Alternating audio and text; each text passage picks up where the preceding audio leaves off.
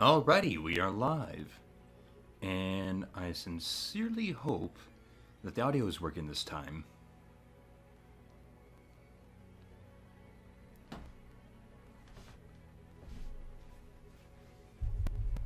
It appears the audio is working. That is excellent. However, unfortunately, like I have said before, I'm going to have to figure out a way to fix the crackling on my mic. I'm so sorry.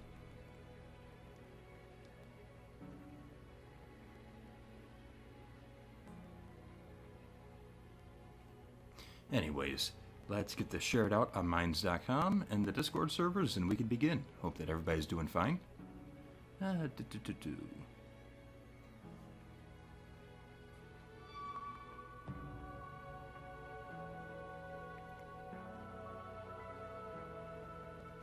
Let me turn down the volume a little bit on my TV. There we go.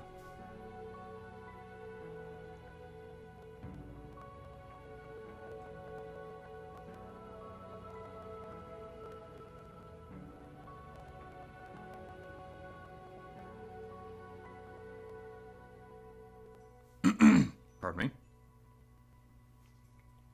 Alrighty, up on Minds. Now to share it onto the Discord servers.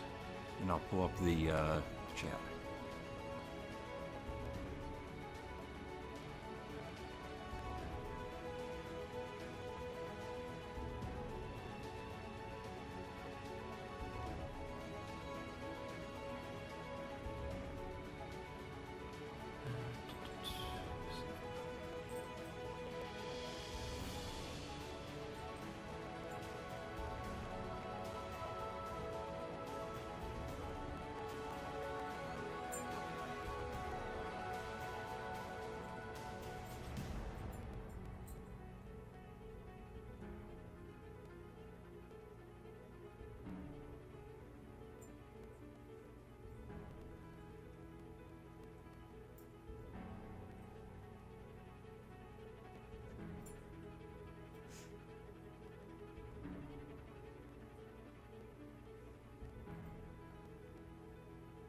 Alrighty, we're all out.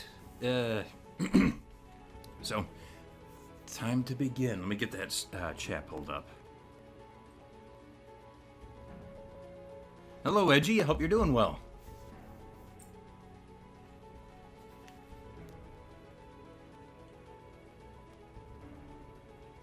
Alrighty.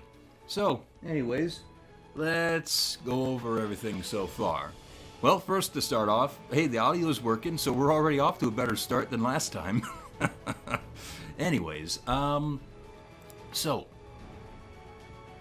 we have had a heart-to-heart between Michael and Giselle, and they've opened up to one another, and they're starting to, I'm not sure if flirt is the right word, but they're starting to show a little more interest in each other than just oh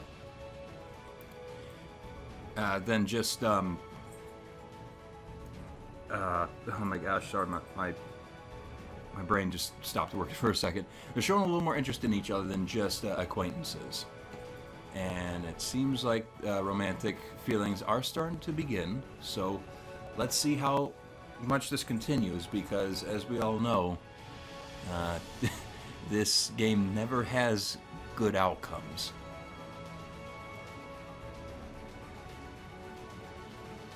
Yeah, and I should also say, yeah, their heart that went over the that went over the condition that Michael has and what that does to him on a daily, how that affects him on a daily basis, and how his family shunned him. His mother, being a bit of a religious person, believes that he is essentially a demon of sorts, so she keeps him at bay because he's, the white hair and the red eyes. And Giselle told Michael everything about how his father had sexually assaulted him. I mean, her. So, yeah, it was a pretty heavy subject, but despite all that, after their heart-to-heart, they started to grow they started to open up to each other, and then they're fucking adorable together. I mean, with everything they'd been through, it's so nice to see them be able to establish a very friendly relationship with one another. And hopefully we get to continue that a little more before shit hits the fan. But and then in terms of the paranormal, yeah, I am curious to see where that leads. And also, I'm even more curious about the white-haired girl throughout the game, given that I want to know, was that a placement for Giselle, or is that a completely different character? I'm leaning on it might be the witch, Morgana, but we'll see. Anyways, let's get going.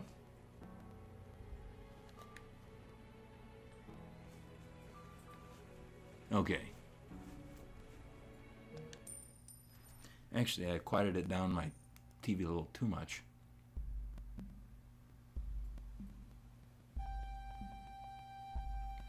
There we are.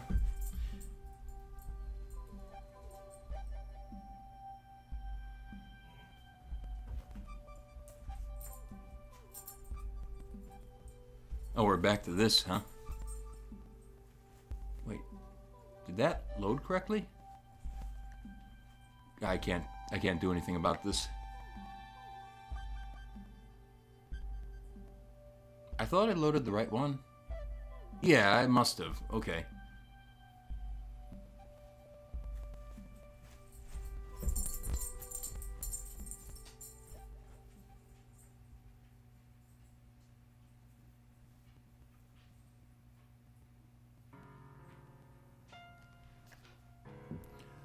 Alrighty. I'm having a really nice cup of tea right now. I forgot the name of this stuff. This is not stuff that I made myself. From my own personal plants. This is like spiced tea with chocolate in it, and it's it's pretty good. Smells delicious. There we go. Okay. No. You're not gonna. Sorry. Hey. No.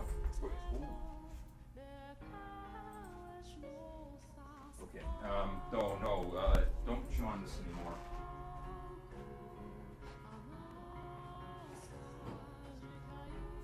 Sorry about that. My dog was, I gave her something to chew on earlier, and looks like it cut her gums, so I'm taking that away from her so she doesn't hurt her mouth. You're okay, girl. You're okay.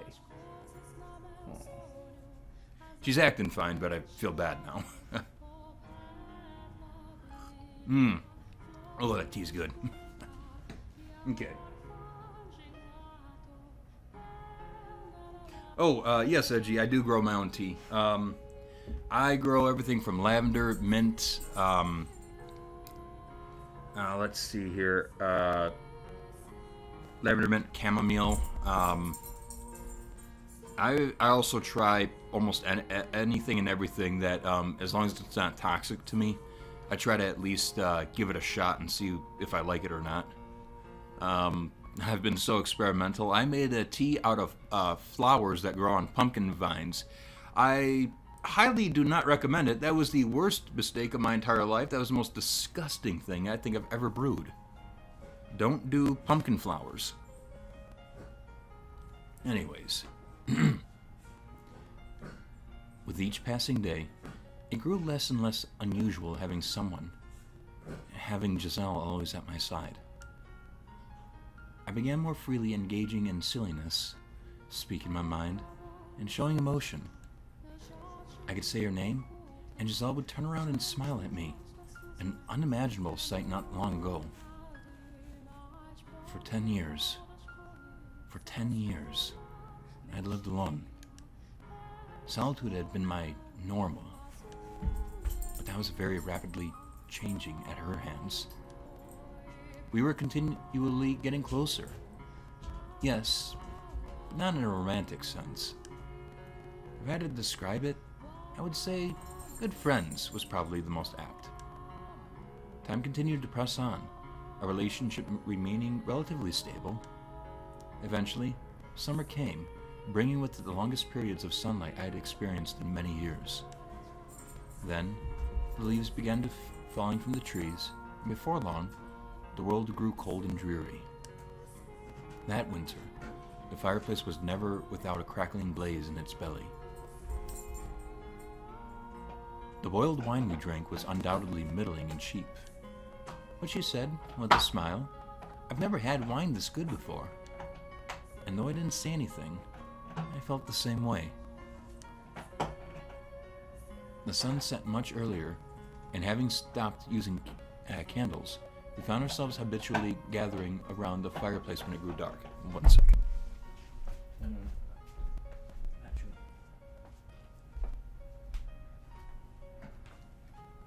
Sorry, I just had to take away another thing from the dog. I don't want you chewing on anything if your gums are bleeding, girl. Give your mouth a break. Jeez. You're okay. There you go. Yeah, she's just upset that I took another toy. Chew on a plushie or something. The sun set much earlier, and having stopped using candles, we found ourselves habitually gathering around the fireplace when it grew dark. Oh my God, that's so cute. Look at that. Oh. Also, relationship goals. If you can sit down with a woman and she is head over heels to read a book with you, you know you found the right one. Or at least, in my opinion. Reading a story by the fireplace like this almost makes it feel like we're in another world, doesn't it, Master? I bet that's why... I bet that's why Troubadours perform at pubs, so they can be near the fire. I hope I pronounced that correctly. Or because there's ale. Drunkenness makes even bad singing and storytelling pleasant to the ears. Oh, you're such a cynic. But that's okay. Say. Yes? Do you remember when I first arrived here? When I was cleaning the library? Please don't tell me you're bringing the obese rat incident back up. No, not that. Before that. Before we could actually talk to each other. I believe I suggested we read something together if you ever felt the inclination. You might have. I can't say I remember. Are you sure about that? You turned down my proposal, saying I was wasting my time. But look, it actually happened. Even if you don't remember, I'm sure you never thought this moment would come. I was, for the most part, focused on making sure things didn't get any worse between us. But to be honest, I didn't expect there would ever actually come a time we would sit shoulder to shoulder and read a book. You never know how things might pan out. I actually do remember. I remember how I tried to push her away, how much I mistrusted her. I was nothing but hostile towards her. People change. And perhaps, if they can, so can the future. Maybe I can hope that, like our friendship, there's a chance the future might take a turn for the better.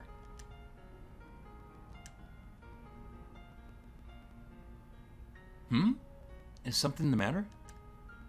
I don't care much for hypotheticals, but if by some chance, I were someday to be able to return to that house, should that time come, that house is home to her nightmares. Even if it didn't happen until my father was gone, it wouldn't erase what he had done to her there. She acts like nothing's wrong, though. I don't know. Have her wounds healed, or do they still remain? Stuff like that doesn't ever leave ya, though. It's different for everybody. I don't want to say that, this is how it pans out for folks who go through that, but there really isn't a singular way. Everybody has their own path that they take after that.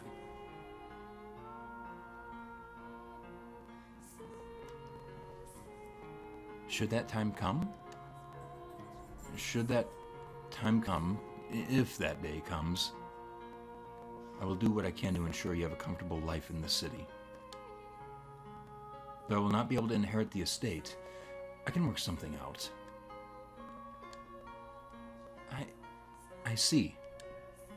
Thank you very much. But if you would be comfortable doing so, I would be pleased if you were to join me. I mean, as a servant. As a servant? Yes, a servant. We're, short on hands. I see. A servant. Do I really need to repeat myself? Yes, as a servant.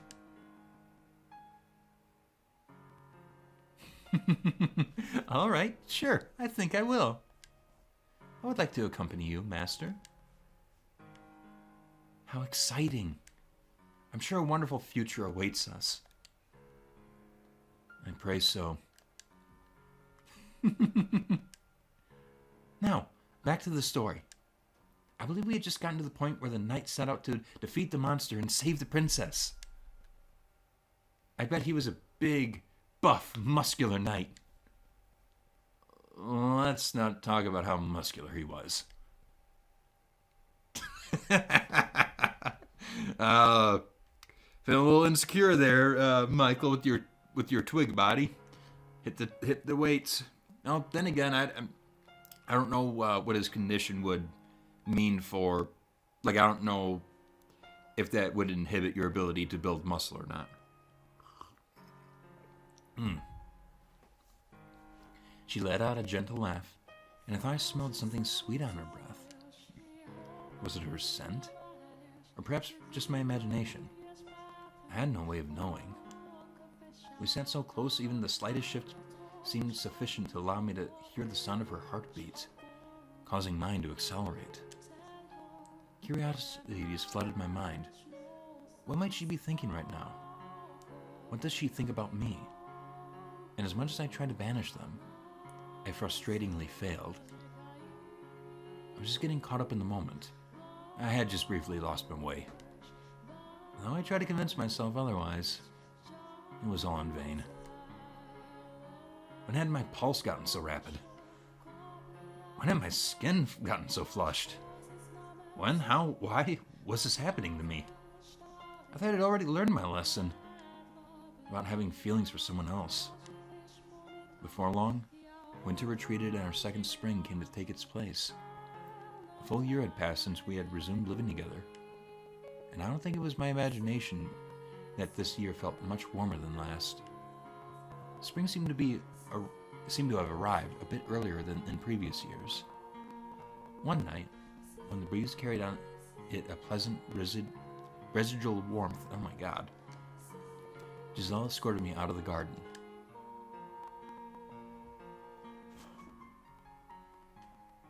Come on, Master, hurry up! It's the middle of the night. What's so important? I just found it myself. And I couldn't wait until morning. A rose! It blossomed. A rose?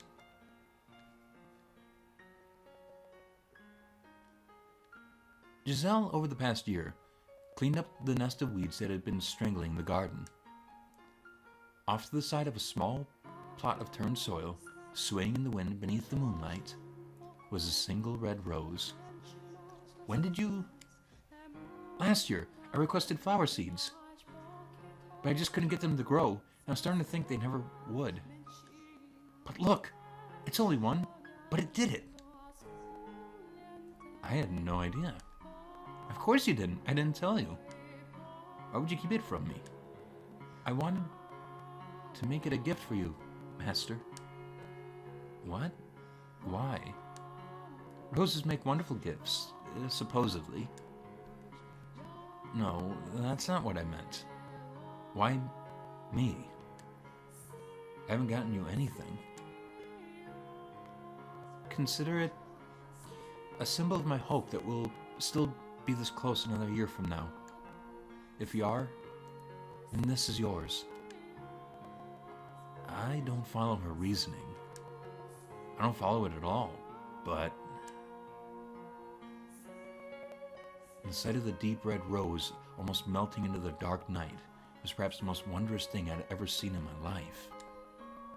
I never understood why some people found flowers so enchanting. They were always just plants to me. But that one, on that night, was undeniably beautiful, majestic. And like a young child seeing a flower for the very first time, my hand automatically reached out for it. Not knowing the proper way to appreciate flowers, I didn't gently caress its petals or take it in its fragrance. Oh, is he gonna grab it by the thorns? But snapped its stem. Oof! Oof!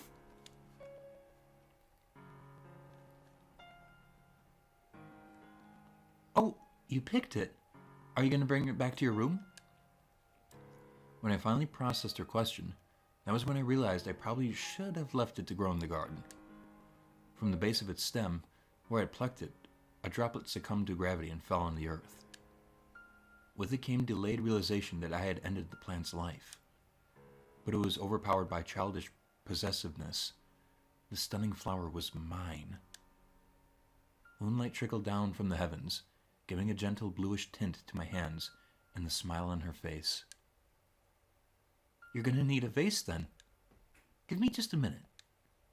For the briefest moment, the moonlight must have played a trick on my mind.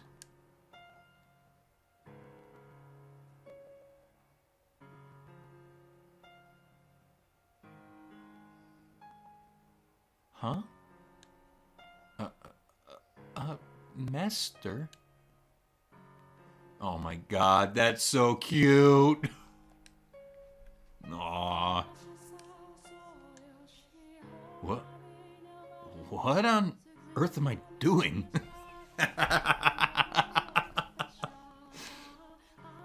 A look of bewilderment filled Giselle's face, just inches from mine, which hammered in the reality of what I had just done. I thought it just crossed my mind that perhaps her black hair might prove a good backdrop for the rose, but it was supposed to remain a simple fancy. What was that about? An excuse. I need a good excuse. A drawing. A drawing? Right. I would like to preserve it on a canvas. What? I mean, that rose on its own does not make a very compelling picture, so I would like to include you as an accessory. What? You want to draw me too? Merely as a background element. Oh my god. You're slightly more interesting than a face, that's all. Oh man, this guy does not know how to... Oh, wow. I've never seen you draw anything before. I just never got the urge. You know how? Many years ago, my brother taught me. I don't think I can handle being a model. I've never had a drawing done of me before. You would probably be better off with just the rose. You gave it to me, didn't you? That means I'm free to do with it as I please. I did. I didn't mean to sound so rude. I had no real interest in drawing the rose, but I couldn't just take it back either.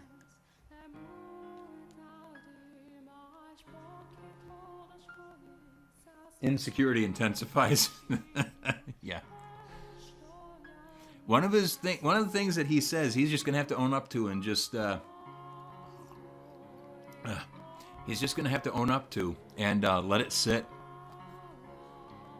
Giselle had shrunk back quite visibly, and I couldn't bring myself to look in her eyes. So I fled to the cellar in search of supplies to escape the oppressive awkwardness. At the far wall, I found a rectangular panel of wood and several sticks of charcoal. My materials were obviously nothing compared to what a court artist might use, but I was clearly not going to be able to do the portrait any kind of justice. Okay. God, what am I doing? I want to bury my head in the sand. Giselle was waiting for me in the stained glass chamber. It seemed she was just as uncomfortable as when I had left her. She gave me a fleeting glance before averting her gaze again. If only she would laugh or make a scene like usual, it would make things so much easier. Why did she have to choose now to start acting meek?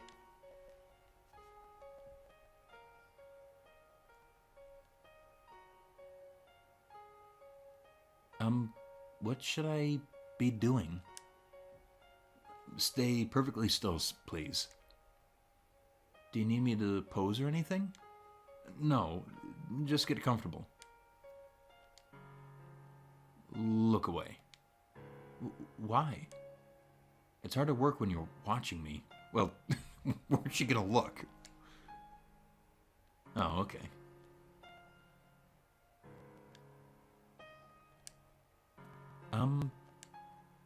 What? I feel like I have to sneeze. Hold it in, please.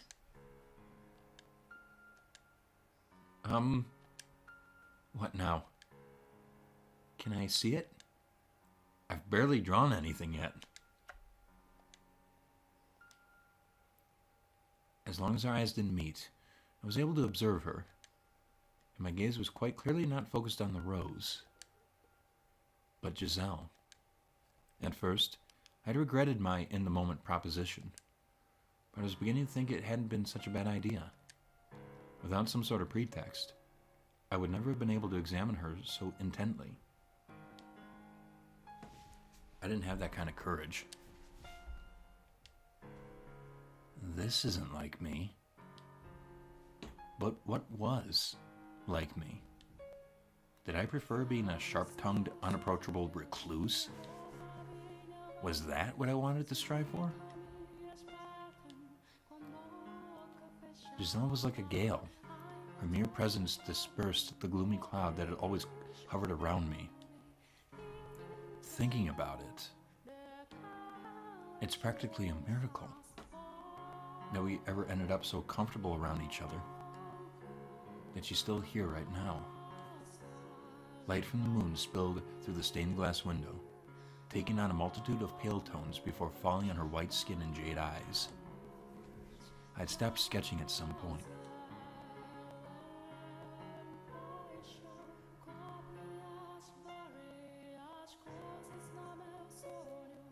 What in the world was... What in the world was going on? One of my roses had finally bloomed, which I had thought would put a smile on Michael's face.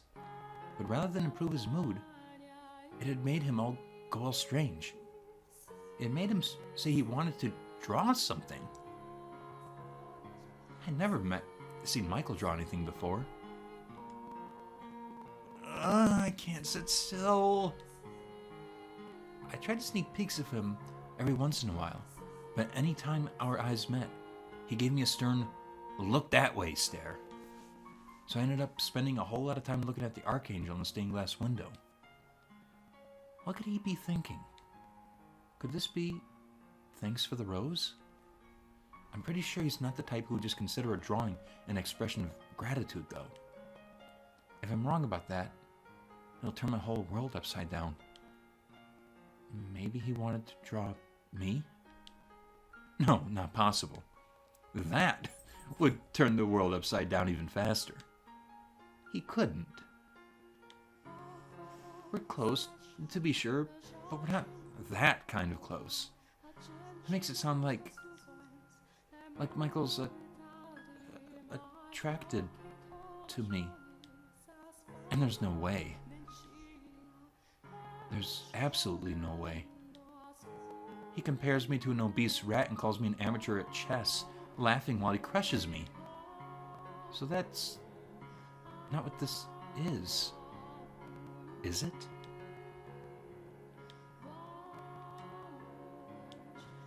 Huh? Oh, yes? If it's too much trouble, you're free to leave. This will take a very long time to complete. Oh no trouble. You had a very stern look on your face is all. I was doing that bad a job at hiding it? I don't want to force you to do anything you don't want. It was foolish of me to ask you... I'm sorry.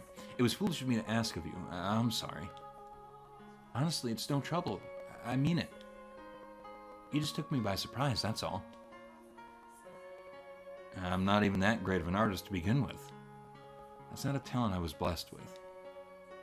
If I'm being honest with myself, I can't imagine anyone would be pleased to have bad art drawn of them. What? What's he getting so negative about? I wasn't the only one making a face. His head was turned slightly downward, a forlorn shimmer in his eyes. I had never seen him make that face before. He resembled a child who had just been scorned by his mother. I wasn't at all angry or displeased with him. I was just fine, honestly. I had to get that through to him. I am pleased. It doesn't matter how it turns out. You drew it for me, Master. Whether it's good or bad is irrelevant. But the moonlight shining through the stained glass was so enchanting, I lost myself in it.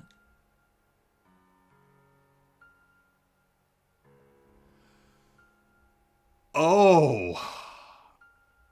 I would be happy with anything drawn for me by the man I love. Wow, that slipped out.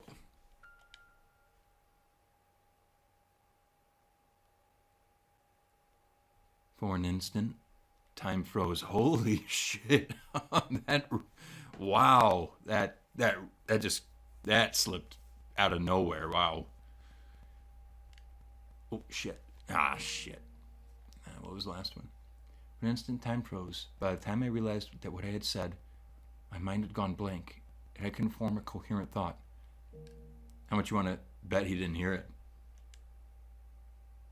Oh, he did. I mean, like, like family. You're like an older brother to me. I meant love, like love for a brother.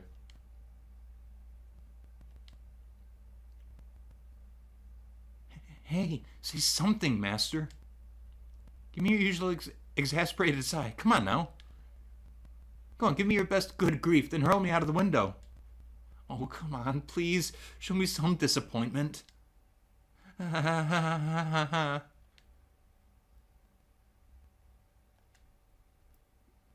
Master?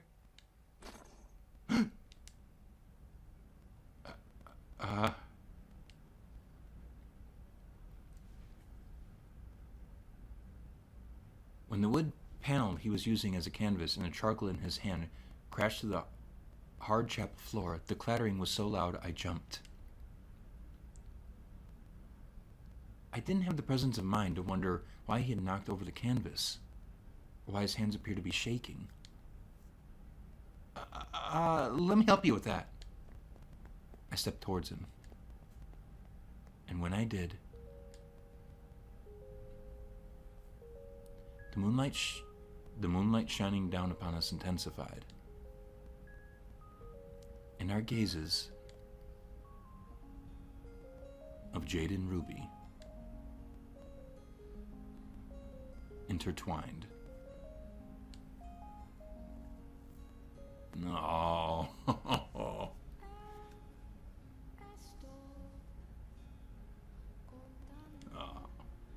This is so cute.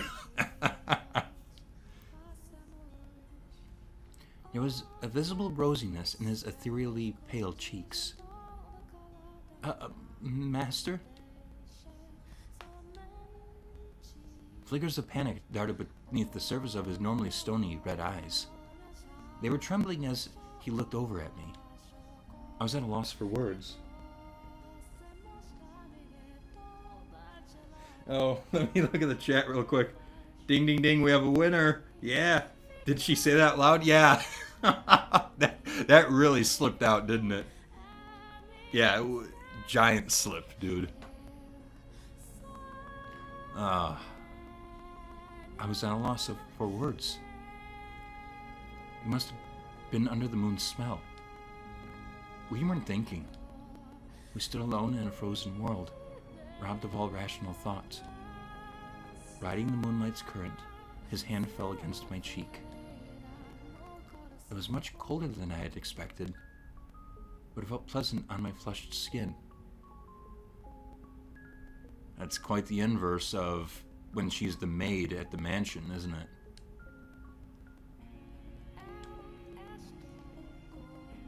As we drew closer, I could feel the warmth emanating from his body, and I'm sure he could feel mine. The beating of my heart, too. His breathing stopped for a moment. Then he gulped. He brought his head in. I closed my eyes and...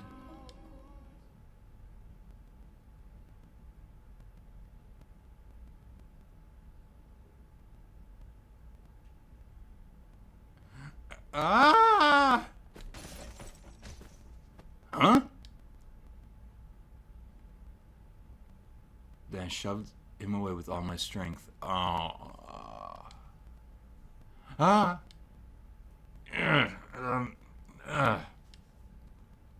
Michael rolled back, knocked his head on the side of a pew, began groaning in pain, which is when I realized what I had done. What have you done, Giselle? I'm sorry. I didn't mean to. Are you hurt? I'm fine. Sorry, you startled me. I really, truly didn't mean to knock you down.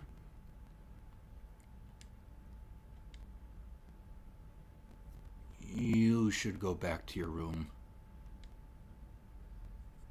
I'm sorry for all the trouble I caused you tonight. Oh, God damn it. Oh. Come on, they were so close. At the same time, though, I don't know if she's just... I'm wondering, like, given what, his father did to her, even though that she has an attraction for him, I wonder if that might play a part in why she might be a little nervous to get even more physical in any way. Because from what I understand, it's like they haven't really even hugged too much, right? So yeah, they haven't even gone very far, except just, hand-holding. What? Get some rest. Good night.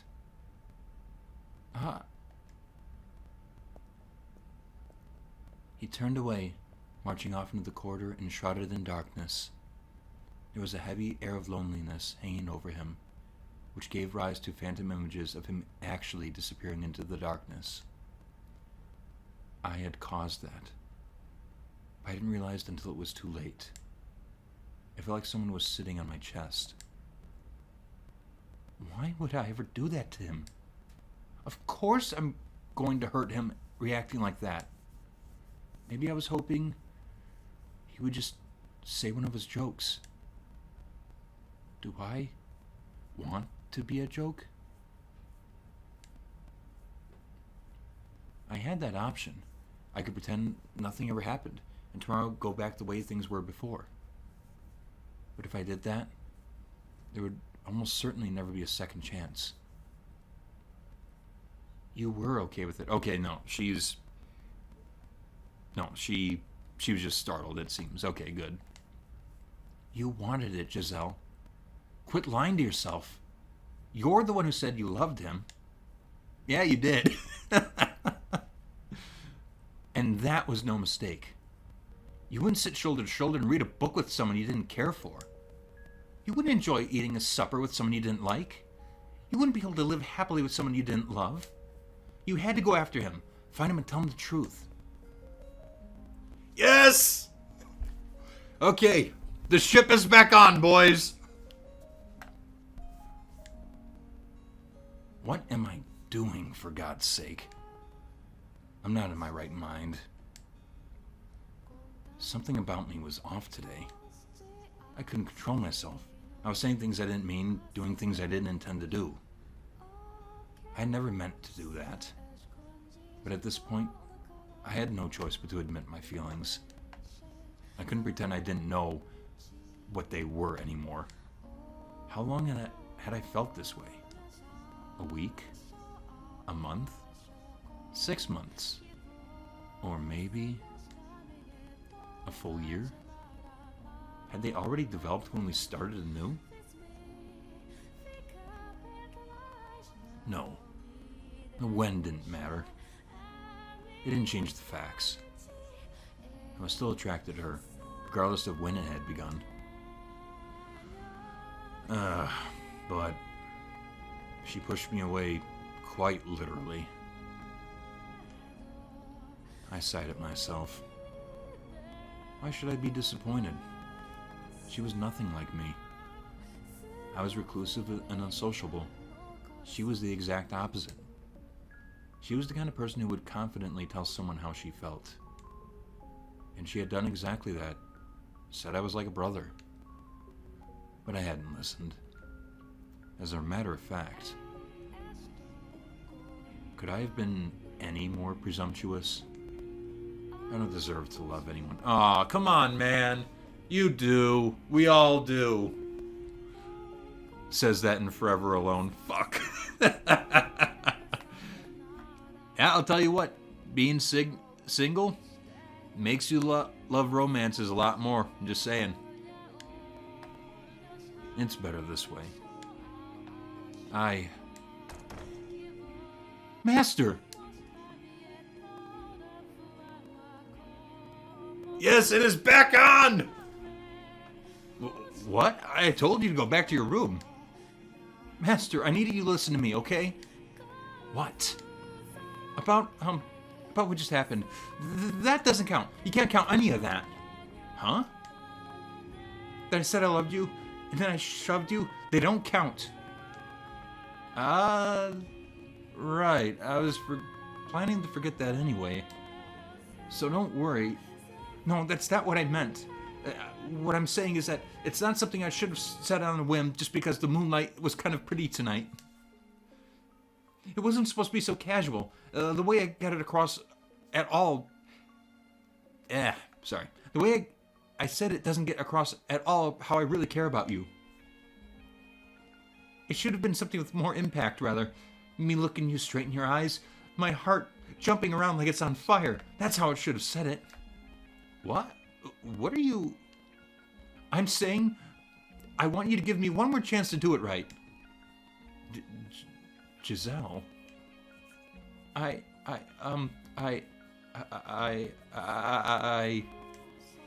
Calm yourself.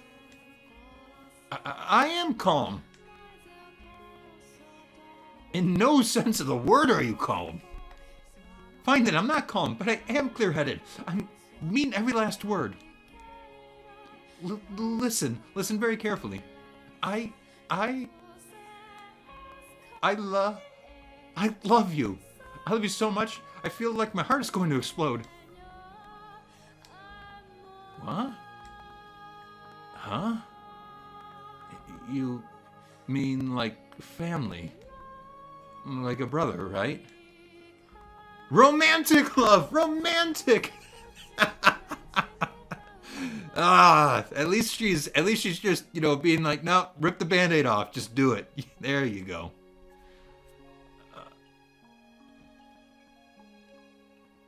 What? I wasn't upset back there. No, I was elated. What? My mind couldn't keep up with what it was hearing. Half out of her breath where she stood, Giselle was frantically insisting that she loved me. Was I dreaming? Master? How how do you I would like to hear how you feel about me. Assuming I interpreted that correctly, you were going in for a kiss back there, right? Right? So I can take that as your answer? Ah. Giselle looked up at me with bleary eyes. She had feelings for me. It was a miracle. I could hardly breathe. It felt like someone had stuck their hand in my chest and was squeezing my heart. I just had to say yes, and a smile would spread across her face. I could bring her joy, and all it would take was just a single word. I had no reason to say no. My happiness was standing right there in front of me. What more could I ask for? All I had to do was reach out and claim it for myself. I had tried to do exactly that in the chapel, and I could do it again. I loved her. I was a twisted man, cast out of the world and left with nothing. I had no way to make her happy. But still,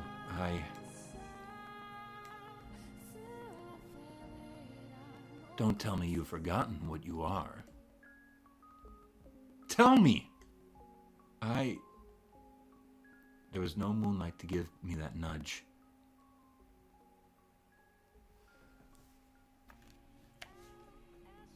Oh. Why? God damn it. Do not feel that way about you. What?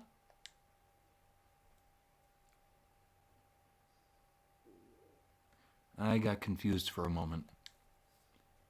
I apologize for the misunderstanding that seems to have caused. All the color drained from her, like a flower wilting before my eyes. A heavy sigh spilled from her lips. Her jade eyes swayed lifelessly back and forth. I hadn't thought mere love could possibly have such weight, but she looked as though I had just told her she was to be executed.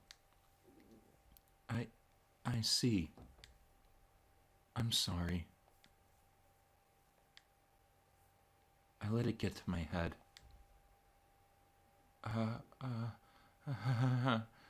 Sorry for making such a racket.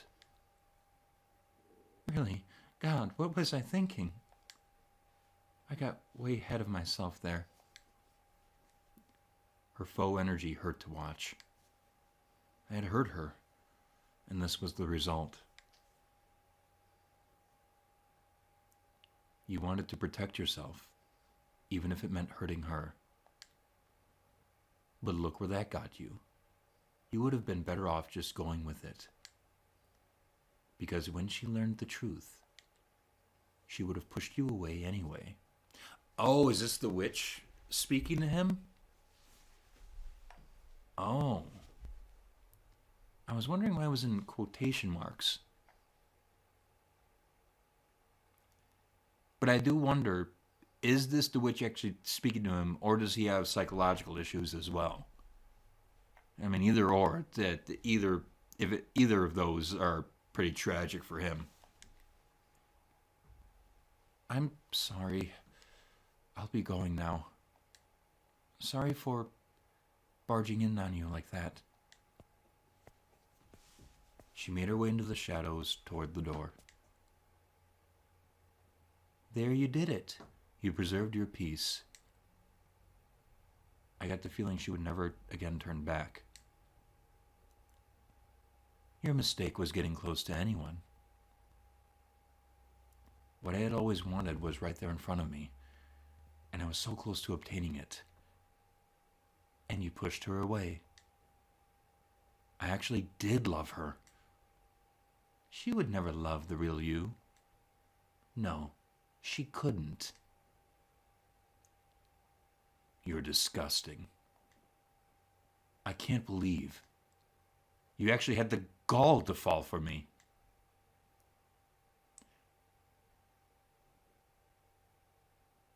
Whoa.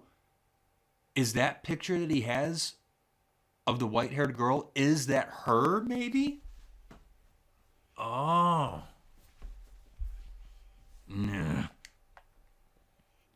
Good night, Master. She was leaving. I wanted her here, and she was leaving.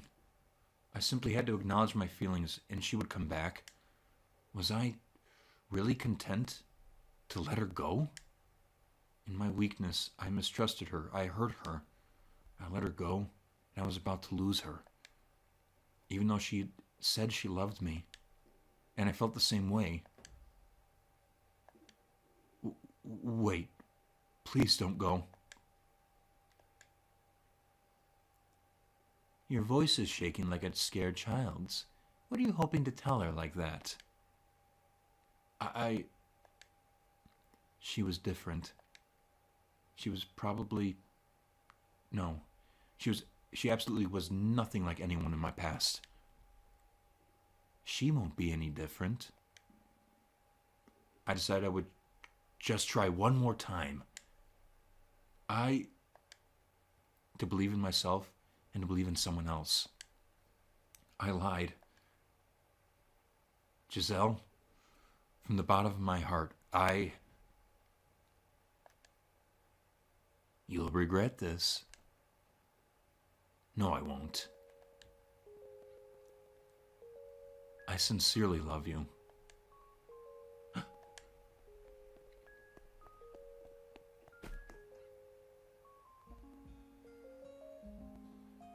The fragrance of rose enveloped me. Yes! Finally! Release the sales, boys. We are shipping out. Woo!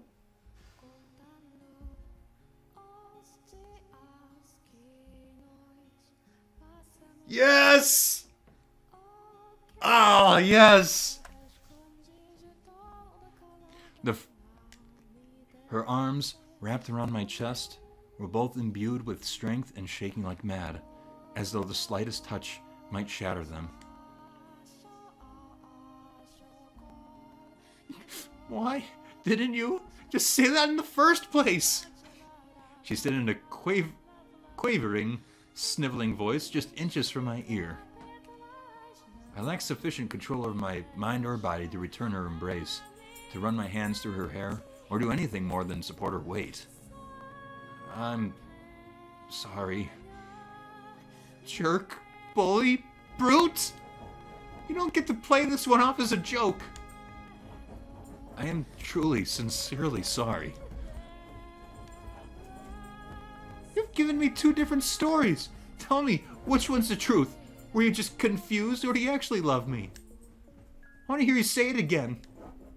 The truth is, I love you. Again! Just like the apology. I love you. Without fumbling this time. I love you, as I've said several times now. Not good enough again. Have mercy, please. I'm about to die of humiliation.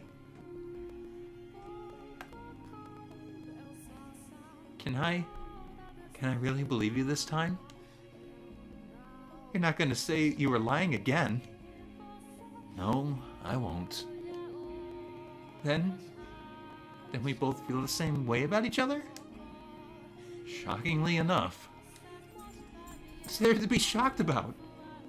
I didn't think there was anything likable about me. Oh, you really have to do something about that pessimism. I'll try. I'm in heaven. Oh, I'm so happy I could cry. You already are. You are all over me. Oh, thank goodness. Thank goodness. When you first said no, everything went black. I wasn't sure what I would do anymore. I'd lost all hope. I really do feel bad about that. But you had a change of heart. Now you're willing to have me. Yes. And everything I bring with me. That was the idea. Absolutely everything, right? You're pushing that point rather hard. I have a request. It's something I don't think I could ask of you at any time but now, while we're in the moment.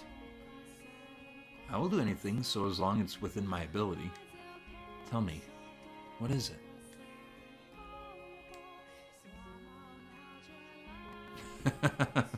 That was going pretty quick, aren't you? Will you look at my naked body? What?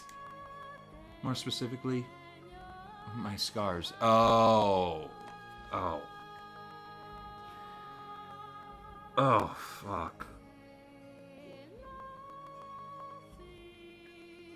Oh, that's okay. Yeah. You are gonna have to see them eventually. In which case, I would like that to be now.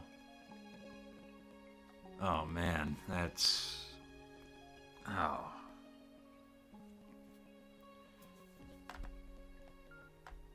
A year ago, I had refused to look at her scars. I had been certain I wouldn't be able to accept what they represented. The abuse my father had subjected her to. If possible, I would have preferred never having to face that. But I, more than anyone, needed to know. It was my responsibility. I had to accept reality, not grimace or avert my eyes. I had to face up to what had been done to her. Okay.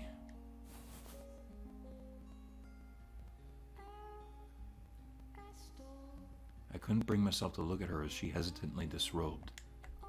The sound of her clothes rustling made me feel as though I was doing something incredibly improper. As much as I tried to feign calm, I was so tense my joints were practically creaking and my heart felt like it was being stepped on. I feel like I'm made of stone. I'm ready. You can turn around. All right. I'll count to 10. She's laughing at me. I feel a whole lot better seeing you as nervous. I'm turning around. Okay.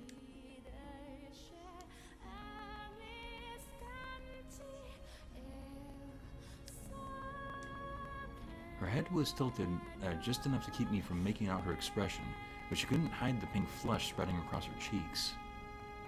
It contrasted well against her white, but not excessively pale skin, and did her jet black hair. Sorry, it's not anything nicer to look at. In what way was this not a pleasant sight? I'd never been more entranced by anything in my entire life. Entranced, yeah, that's a fucking word. She was stunning. I had no measure of comparison. I was certain the same sight of any other woman in the world would not have the same effect on me. I could say as much with confidence, despite having never seen another woman nude. Hypnotized, I couldn't take my eyes off the gentle curves of her body. Whereas more socially inclined, perhaps I could have told her she was pretty, which perhaps could have brought sheepish smile to her face. And though I wanted to, my throat was dry as dust, and all I could do was manage to produce were incoherent rasps.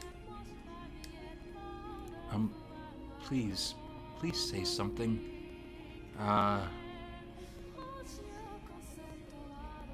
I'm hideous, aren't I? I'm unclean. You're not hideous.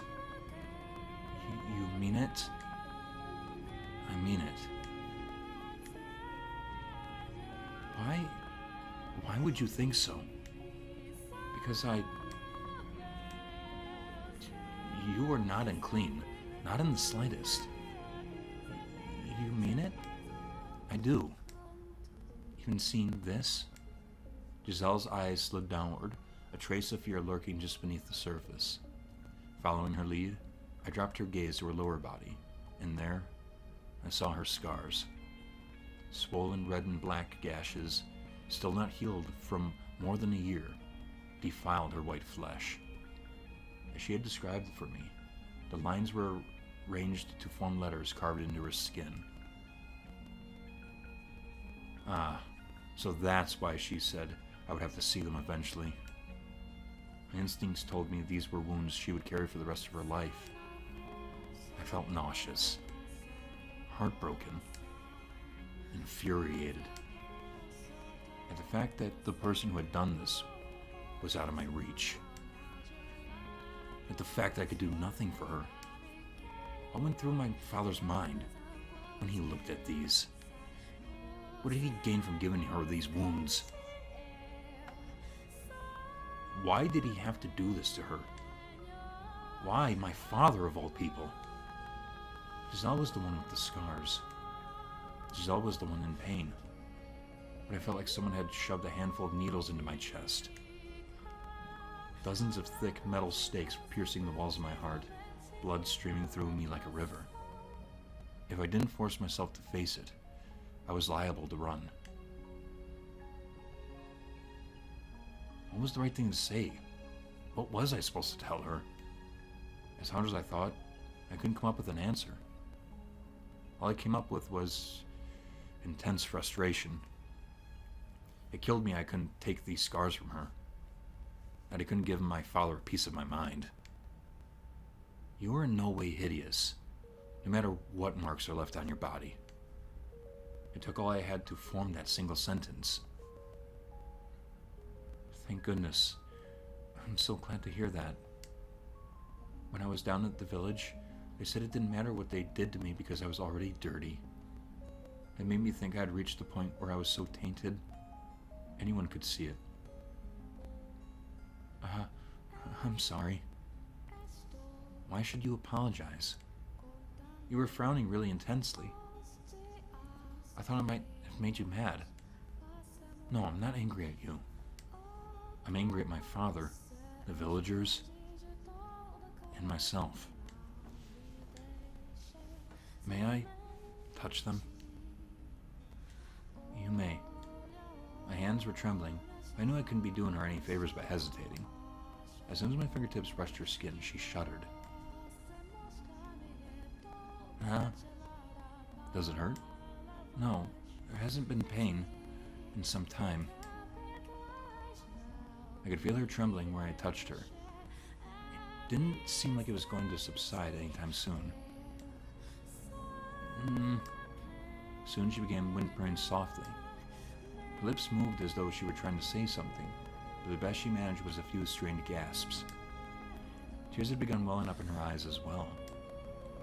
I feel like I'm in heaven right now, but I also kind of hate myself. Hate yourself? But why?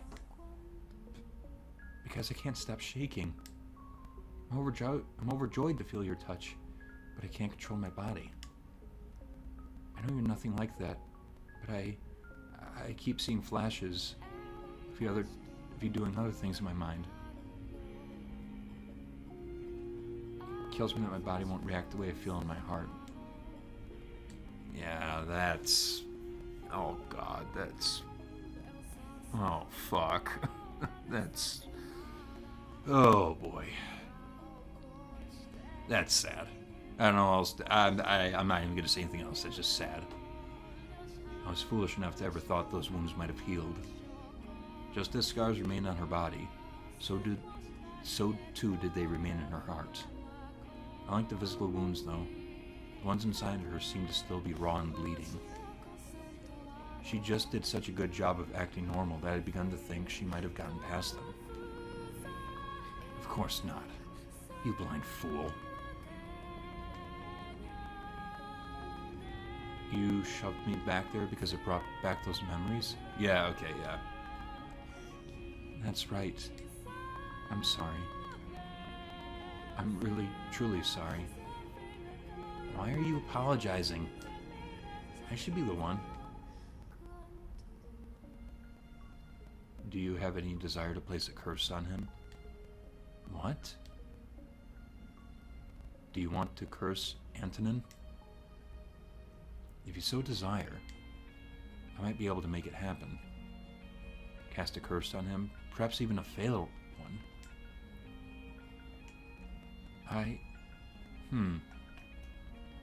I thought he said that was all a play. Ignore the fact that he's my father. I don't consider that man family anymore. I want you to be honest with me.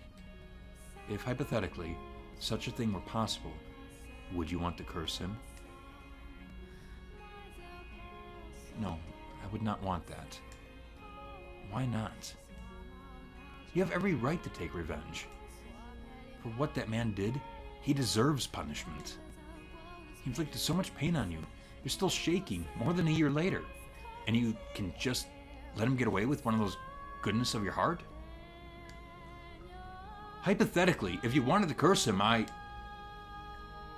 wouldn't do it even hypothetically. And not out of the goodness of my heart. I'm just a coward. A coward? If curses were real, and he were to die by one, then I would never, ever be able to forget. If my resentment for him took his life, that would mean he damaged me so permanently I was never able to get past it. I don't want that. I want to be able to forget. That explains her as the maid in the other world then. But one day, I want to be able to proclaim proudly that it no longer has any control over me.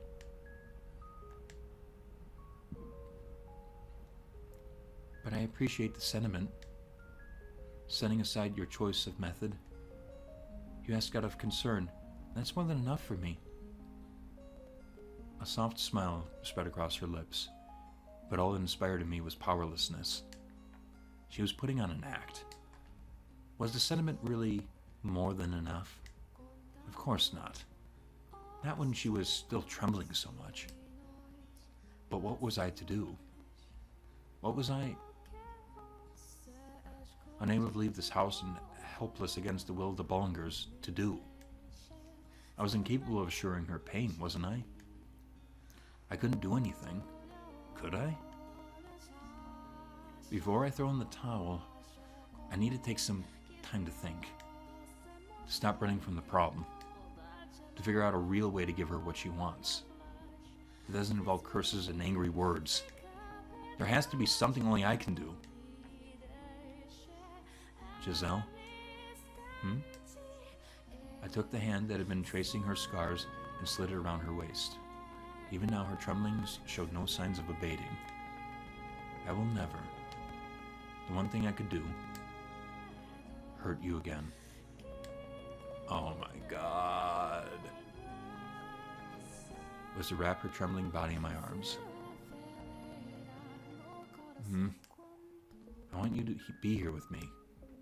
All I ask for you now is to be at my side. You can be scared, you can quiver, but please don't apologize for it. Please don't feel bad about it.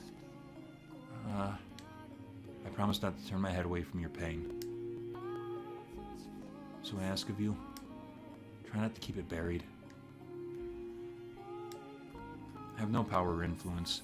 I don't know all the right things to say. I'm a man with nothing to his name. But the one thing I do have is a heartfelt desire to do whatever I can for you. As soon as I tightened my grip around her waist, she lurched forward, throwing her arms around me. Oh. Muffled whimpers resonated against my shoulder where she had buried her head. Eventually, it grew into unfettered sobs. And my bedchamber was enveloped by the sound of weeping. She cried like a little child. The usually strong-willed, cheerful, optimistic Giselle wailed from the depths of her soul. This past year, she had constantly been nudging me forward. It was always her leading the way. There had undoubtedly been moments where she had wanted to cry like this but couldn't. So, starting now, I was able to try and support her too. I was sure I would mess something up, as I had a little experience being caring. I would probably anger her, probably stress her out, and probably make her cry.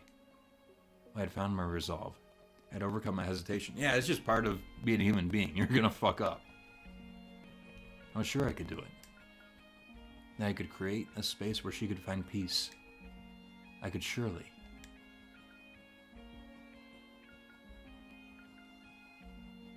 Giselle didn't stop crying until the sun had begun peeking over the horizon. I had, as I said, not looked away, simply holding her in silence. She had a decidedly not childlike frame, but she seemed incredibly small in my arms. We felt each other's warmth through my clothes. Between sniffles, Giselle said softly,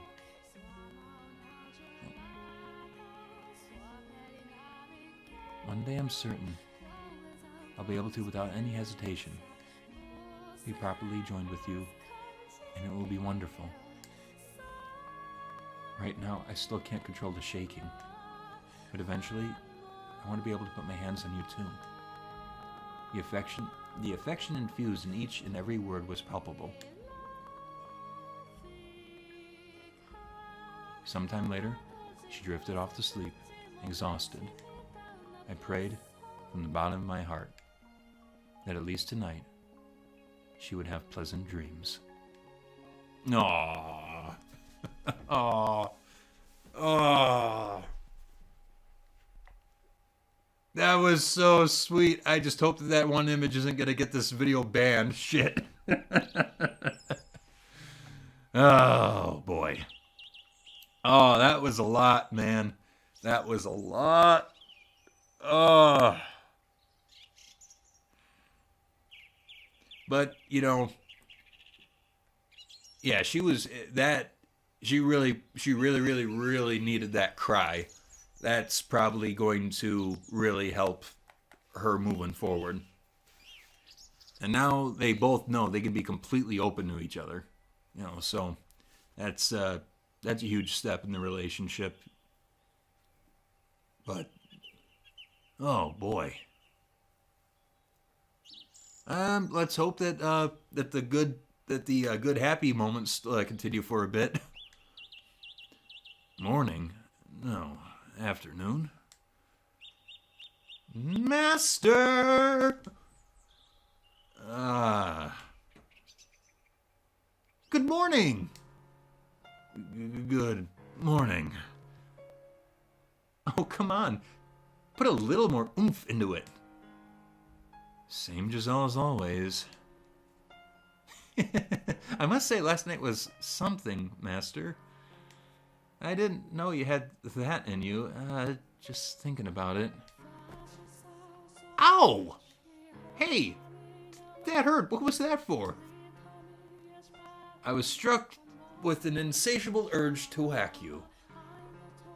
Whatever happened to your heartfelt desire to do whatever you can for me? I don't think hitting me counts. You're tough enough to get a little bonk.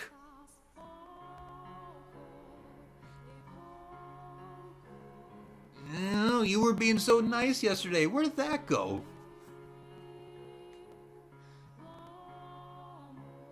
So, would you like to explain why you're making dirty jokes first thing in the morning? Yeah, I was trying to lighten the mood to hide my embarrassment. Fair enough. Alright. But, could you not joke about that in the future? I didn't actually do anything to you. No, you didn't. Sorry. Say, could I ask you something? Yes? You hardly ever use my name. It makes me feel so distant. Could you do something about that, maybe? Babe? No. That is not you at all. Just go with my name, please. We've graduated from... Oh, I'm sorry.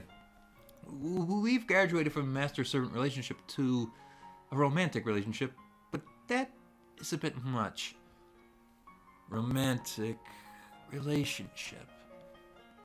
Exactly. So, in honor of the new us, let's make this last. All right, Michael? All right. Oh, it's so fucking cute! At the time, the light had entered our life, seemed unreal and fantastical. But I prayed that it would indeed last. In hope of an equally bright future, I allowed myself to rejoice in the moment, letting the unconquered shadows that lurked in my peripheral remain unseen. Peripheral, sorry. Blech.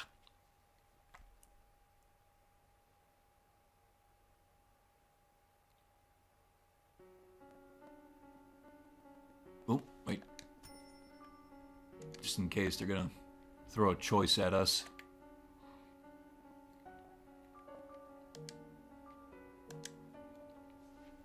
Well, let me have a sip of this tea.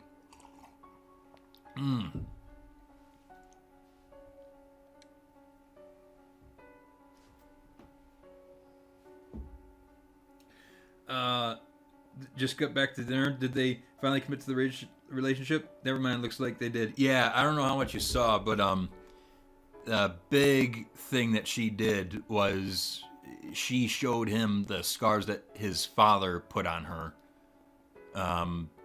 That was a that was a really tough to read and sit through. But good thing is they're open to each other now, and they're pretty much accepted that they're now in a relationship. And so yeah, hoping that it continues. But now we're ripped out of the memory and we're back to this depressing moment. Let's figure out how things are gonna go here. Blackness consumes the once colorful space. Giselle still stands before me, as she did within the door, but I struggle to reconcile the two scenes. They are both real. They are both her. The lively, spunky girl of the past and the lifeless girl of the present are both Giselle. As different as they seem, they are both her. Why don't we stop there? Oh God.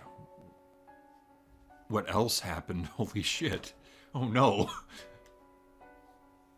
It was a wonderful story. They overcame their troubles and I lived happily ever after. Is that not good enough? It could not be worse than where we are now. All we have to do, then, is erase the now. Throw everything away and start over from where it was better.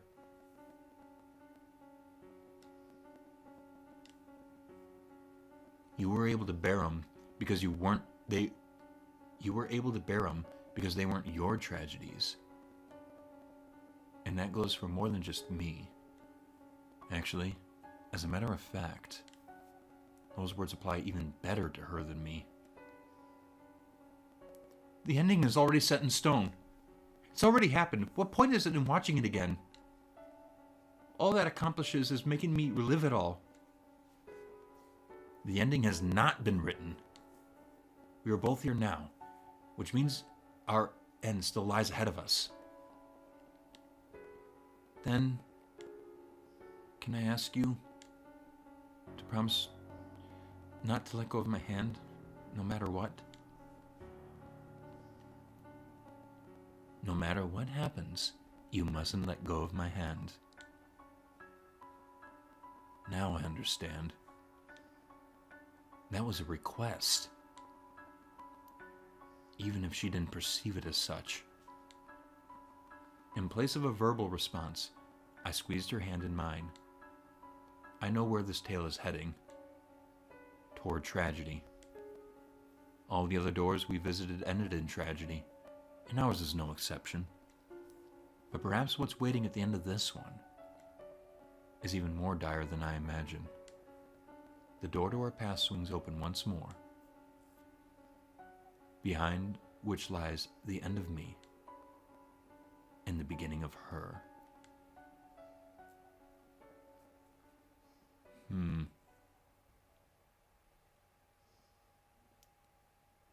Beginning of her, is it referring to Giselle, or are we talking about the witch maybe? The white-haired girl?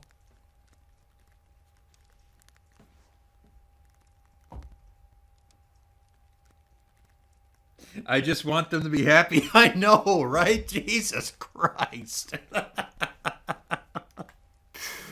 Yeah, edgy. This whole But nothing is going to end happy, it seems. Oh, good God. At the end of this one, I'm going to have to think about, like, where do I rank each of these stories. Okay. A month had passed since the night with the rose. Right on schedule, the monthly delivery arrived, but it was a letter that would dramatically change our lives. My father, Antonin, had fallen ill and died. Fuck you! Oh, fuck you! Holy shit. I don't know if karma's a thing, but I would like to think that it was, and that's what did that. Burn in hell, rapist. I presumed it was the witch's doing, but she was silent, refusing to respond to my questions.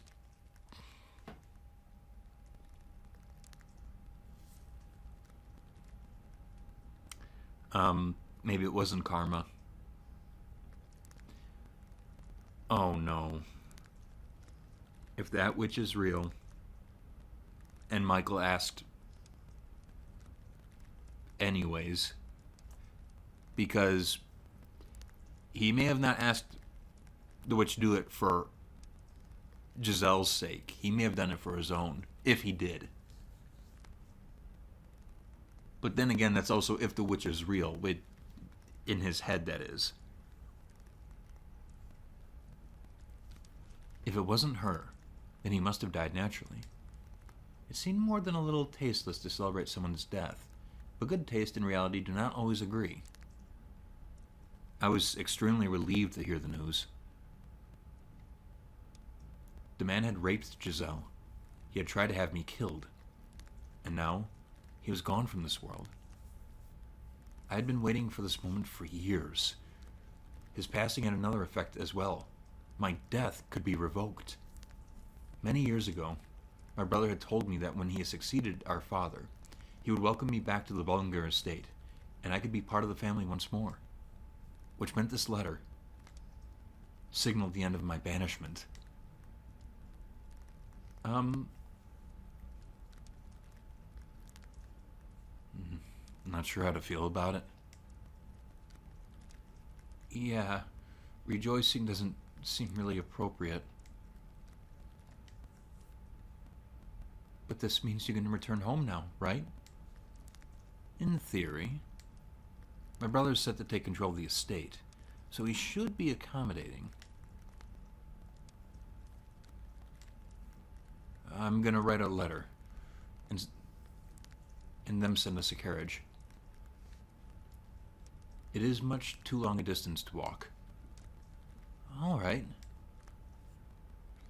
I don't know if taking her to that home is the best idea, though. I'm excited. What should we do first when we get back to the capital? Ooh, I know. How about you stop by my place? My mom and sister won't believe their eyes.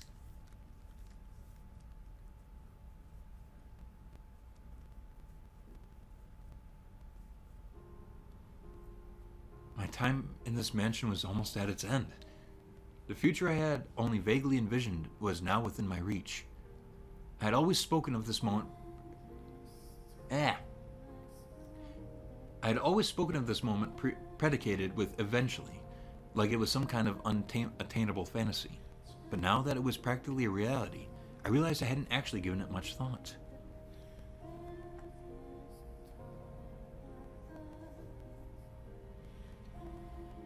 Hey, are you still awake? I am. Not a great night for sleeping, huh? Are you thinking about your family? It all seems so surreal. Yeah, it does. This house is like a desert island cut off from the world, which makes everything feel like a fairy tale sometimes. Even what we have, from time to time, I get the feeling that nothing is real. that the outside world is just a figment of my imagination. That my entire life only ever existed within these walls. Are you nervous? Maybe I am. I always thought that when this day arrived, it would be more cathartic. I'm sorry. I'm finally able to take you back to the capital, and I can't seem to get past my own negativity. It's only natural to be nervous. I am too. I haven't spent nearly as long with you as living in this mansion, but I know how you feel because I feel the same way. Not knowing what the future holds is scary. You know, I was thinking I would be okay with staying. I mean, I would love to return to the capital, and I miss my family dearly. But even if I never get to see them again, in no way would I consider myself unhappy. I honestly think I've got a pretty wonderful life. Holy shit, after everything she had been through, she could finally say that. If you're not comfortable going back to that house, and you're just saying you'll endure it for me, Giselle, there are other paths we can take. You could live with your family, or you could remain here in the mansion. Not at all, no. I want to. No matter where I go, you'll be there with me, Michael. It's true, I am nervous not knowing what the future holds, but not in a scared something bad might happen kind of way. It's more of a jittery, excited anxiousness. I'm confident the two of us can overcome anything, no matter what obstacle may come our way. Together, we can create an even more wonderful future. Don't worry, Michael. The future is nothing to be afraid of.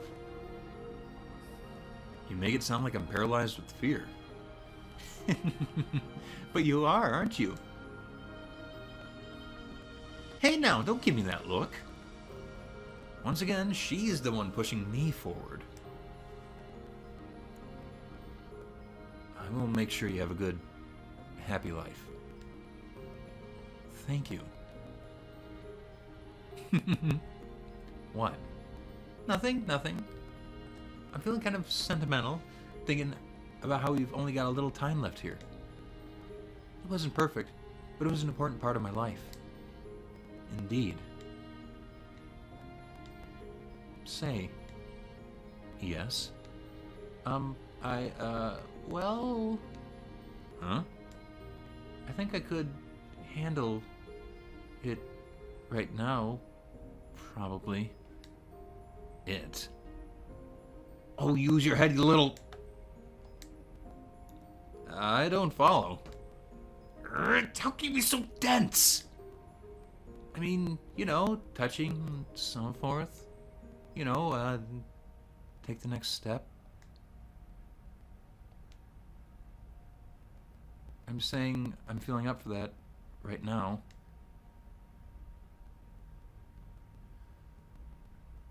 It's not proper for a woman to bring up that subject, is it? But I did kind of ask you to wait. And I feel bad about leading on for so long. Yeah, I'm sorry.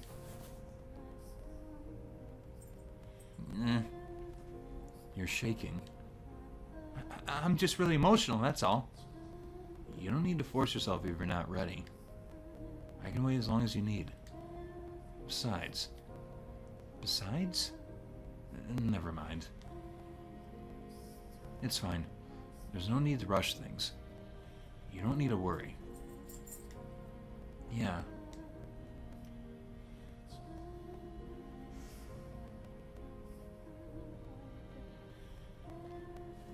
I wrote 2 letters.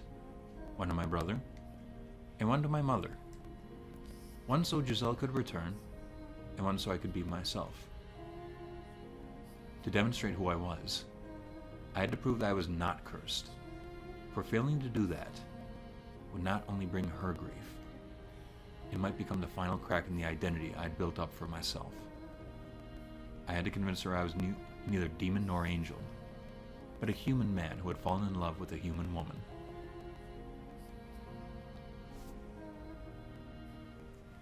However,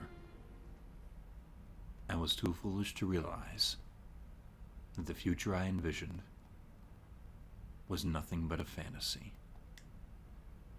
Had I been able to grasp that, then maybe I could have taken her somewhere far away, where no one knew who we were, where things might have turned out differently.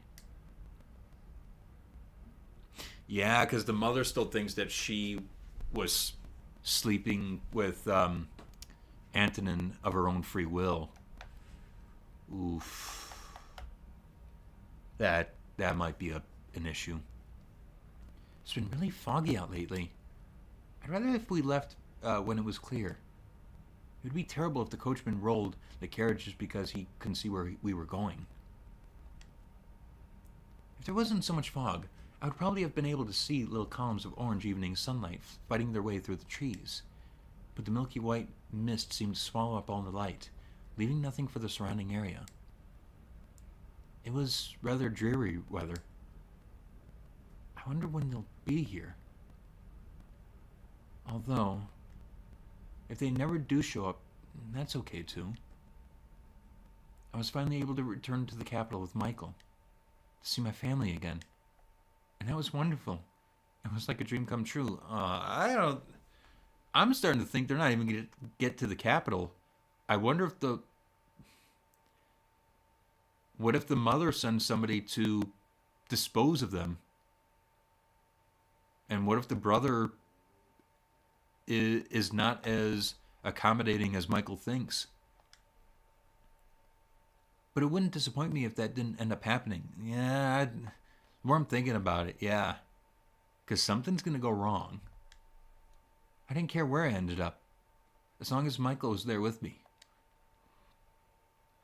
That's all that matters. I should probably close the windows.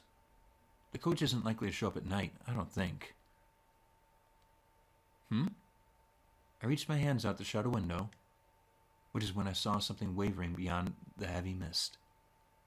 Light? And it wasn't just the one.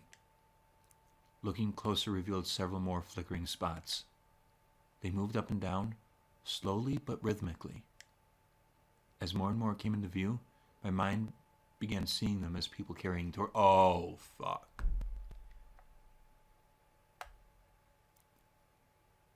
The village, isn't it? They're coming this way. Could they be our escorts back to the capital? Though... What? As soon as the thought, there sure are a lot, popped into my head, something whizzed past my cheek. What was... Huh? What? It was an arrow. Giselle! Oh, no. What? The arrow had flown through the window and pierced the opposite wall. Had Michael not knocked me out of the way? Giselle, are you okay? I'm fine. But what? What's going on? Never mind that. Right now we need to run. Huh? Wait, Michael! Now! There's no time to talk. Stay out of sight of the windows. Got it. He grabbed my hand and broke into a run. A relentless storm of arrows showered through the windows we had worked so hard to open a year ago.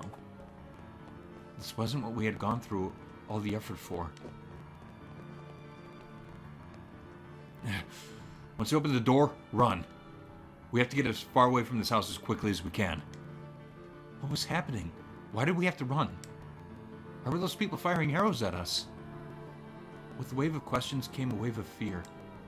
I couldn't say anything. The sheer terror had frozen my jaw in place.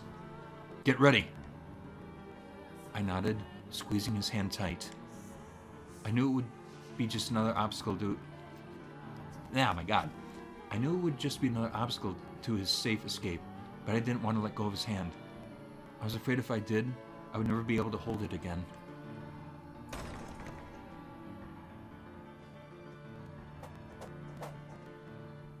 Huh? No! No!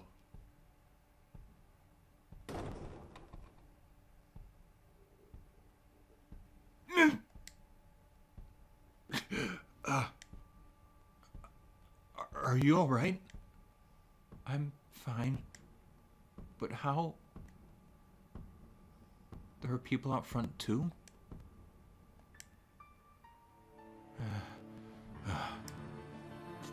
Damn it, why? Oh. Oh, thank God. Oh, thank God. Several arrows were sticking out of the floor before us. Beyond the door, which Michael had managed to shut almost immediately, rang a cacophony of whoosh, thump, whoosh, thump. We can't escape? Why? What's going on? Damn it! With a deep scowl, Michael barred the door, and while the arrows kept flying, the panic in the air kept growing thicker. I don't understand. How did they... Only a handful of people knew about this place. Yep, that's the village. This is all my fault. It's because I told the villagers about this place. They think a demon lives here, not a human. So they're here to tear down the house. They made weapons, bows, just for this. I don't... Huh? There was a deep rumble, and the ground below us shook. I almost fell to the floor. They're trying to break down the door, it seems. Michael, I'm so sorry. This is all my fault. Because of what I did. No. What? It's not your fault. It's mine. Michael? I challenged her. And because I did, she made my curse real. What are you talking about? Michael?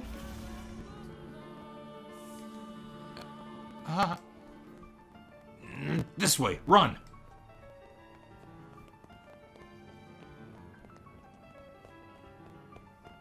Okay, so it's not the village. Is it? Did his mother send them, or is this the witch?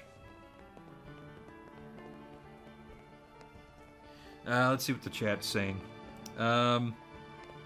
Rip Bozo. Yeah, fuck Antonin. Fuck that fuck. Leave them be, witch. No. Yeah. Yeah. Oh God. I'm glad it wasn't done. Whew. Michael dragged me through the mansion's corridors until we reached the chamber with its stained glass window.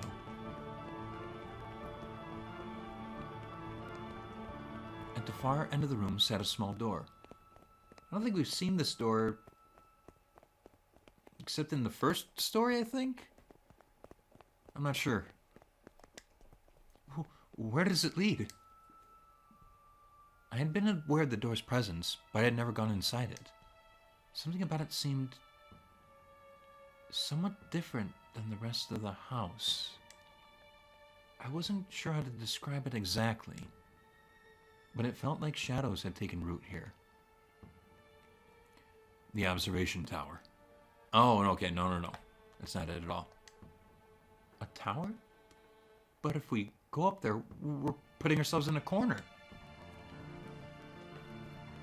It doesn't matter where we go. They have us trapped. This is where we went in the false memory. But there's a chance that up there... He didn't finish that thought, however.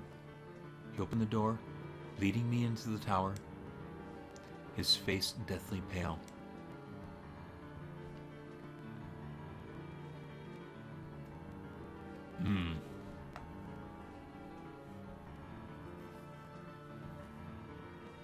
Yeah, this is where they both died in the false memory. And Michael, this is where, yeah, well, actually, no, the white-haired girl was injured before they got up there, and she eventually died. But Michael ended up dying holding the door. Let's see where things get different. We started running again, around and around the spiral staircase, making our way toward the top. In regular intervals, along the wall were rectangular windows. A layer of fog still lay thick across the land. Peering out into it made me feel like we had been thrown into a dream world. If it weren't for the orange spots of torchlight surrounding the mansion. The silhouettes holding the torches. Is that armor? Appeared to be knights. Oh, damn. Michael, tell me. Why do you think this is your fault? What is your curse? Ugh. Your curse. It isn't just the color of your hair and eyes, is it? There's more to it, isn't there? There's something else, isn't there? Michael's gaze was firmly directed forward as he frantically led me up the stairs. We were breathing hard, and the sound of it echoed through the tower's stone walls. Our panicked hearts were beating so hard, I was afraid they might be able to hear it outside. Eventually, we made it to the top. A pile of discarded rope lay unceremoniously at the foot of the door, presumably once used to seal it shut. The door itself was deeply weathered and rotting in places. It had obviously been left sitting in disrepair, and even longer than Michael had lived here. What is this? Inside! Okay. So this is the room. But it's also the same image that was used for the story from the first door. Frigid air nipped at my skin, and it wasn't a pleasant, refreshing kind of cool, but a bitter, oppressive cold. This room felt unlike any other in the mansion. This is an observation tower. You can't even... There once would have been windows allowing you to see in all the directions around the mansion, but all that remains now is the tiny opening near the ceiling. If we hide out here, there's a chance they might not find us. Ah! It sounds like they broke down the door. Don't worry. They won't find us. And when they give up their search, then we can get out of here. I'm sure it'll turn out to be alright. Michael's voice was quivering, as was his hand in mine. Michael. We held together, feeling each other's warmth in our arms. My free hand clenched his shirt for dear life. I'm sorry. What? I'm to blame for this. It's my fault you're in this mess. The pain you had to experience, you being sent to this place, and what's happening now, it all be traced back to me being born. I'm so sorry. Why was he apologizing? Why did he insist this was his fault? Why wouldn't he tell me what his curse was? Why were people trying to kill us? Right, those people were trying to kill us. Putting it into words like that made the fear that much more real. The arrows they fired weren't threats. They were meant to kill us. Michael. But with Michael trembling in my arms, I couldn't bring myself to ask those questions. What meaning would those answers even have with death lurking so close behind us? All I could do was pray. Pray that he was right. Pray that they wouldn't find us and we would be able to escape. However... Over here! There's a door! And stairs leading up. My hopes were shattered by the sound of voices from below. I could hear a faint clanking of armor. Our grips on each other tightened, and our trembling intensified. Fear swelled within the tower. making us its slaves. Giselle. We were both terrified. And who wouldn't be? Fairy tale heroes could be magically courageous in the face of overwhelming danger. But they weren't real. The fear of my impending death, drawing nearer and nearer with each passing moment, almost drove me to madness. I couldn't think clearly. My heart was having trouble keeping up. My head was a big, white mess. We were supposed to return to the capital, start a new life, finally obtain our happiness. It was right there at our fingertips. Enough happiness to make up for Michael's 10 years of isolation, and enough to erase that nightmare from my memory forever. What had we done to have that taken away from us? We just loved each other and wanted a quiet life together. Nothing outrageous. I don't want to die. I don't want to die. I don't want to die. But what scared me the most was being separated from Michael. Hey, Michael, what are those people really doing here? If what they're after is money or valuables, we can offer them everything in the mansion. We don't need any of it. If they don't want us to return to the capital, we'll tell them they'll stay there. They might be willing to talk it over. I don't care if I lose everything else. As long as I have you, I can survive anywhere. All that mattered was that we had our lives, so long as the two of us still breathed. But death! Death to the unholy one. Death to the heretic. Death to the witch. Despair hung over us like the fog outside. There was no heretics, no witches, no unholy ones here. But they would probably never listen to us. The moment we stepped outside of this room, we would be dead. No matter what we said. Michael, I'm all right. It's okay, Michael. I'm not scared. You're here with me after all. I'm fine, it's all fine. So please, hold me until it's all over. Please stay with me. Finally you speak. Oh. Michael? He wasn't looking at me, though. His unfocused eyes were directed upward, not toward any particular point, but wanderingly, aimlessly. His purplish lips appeared to move, as though he was speaking. But no sound came out. Hey, Michael, are you all right? Come back to me, Michael. I grabbed him by the shoulders and shook, but he didn't seem to notice. No matter how many times I called to him, he didn't look down from the emptiness above. Michael! Giselle? Finally, after too long, his gaze slid down to meet mine. He looked defeated, exhausted, and concerned, and cornered all at once. I was scared too, but his fear seemed to have consumed him entirely. Please, hear me out, Giselle. I never thought anything good would come of my life. I never thought I would find anyone who truly understood me, who would be happy to have my love. And for that, I hated the world. I was in constant torment, living in the shadows. But then, a single ray of light shone down on me. Michael, you, Giselle. You delivered me from the darkness.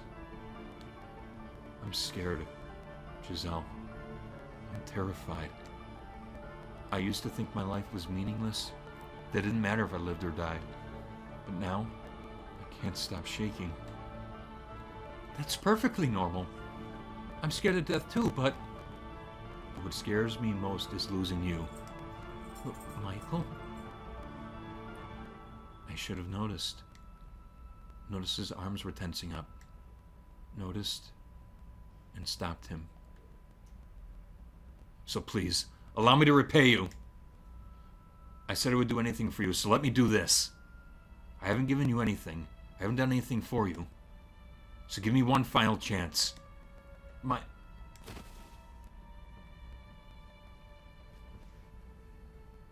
Michael!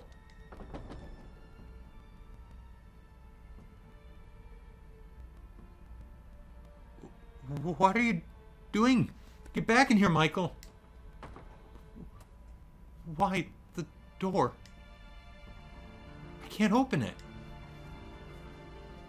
I shoved on the door, trying to go after him, but it wouldn't budge even the slightest bit. It was as though there had never been a door there at all, merely a wall disguised as one. It wasn't someone holding it shut from the other side either. I pushed and pulled with all my might, but I couldn't even manage to eke out the tiniest crack. Michael! Michael! What did you do to the door? Come on, get back in here! I don't want to lose you either. Say something, Michael. You're out there, aren't you? Please, please don't do anything rash. They're going to kill you if you're out there. Giselle, the witch told me. What? That she would ensure your safety. Michael, she isn't real. There's no witch talking to you. It's all in your head. A figment of your imagination created to alleviate your loneliness.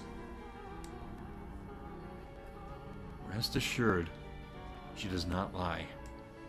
Michael! Please listen. You are a wonderful woman, Giselle. Spirited, true to yourself, deeply sympathetic. You are not to blame for how difficult your life has been.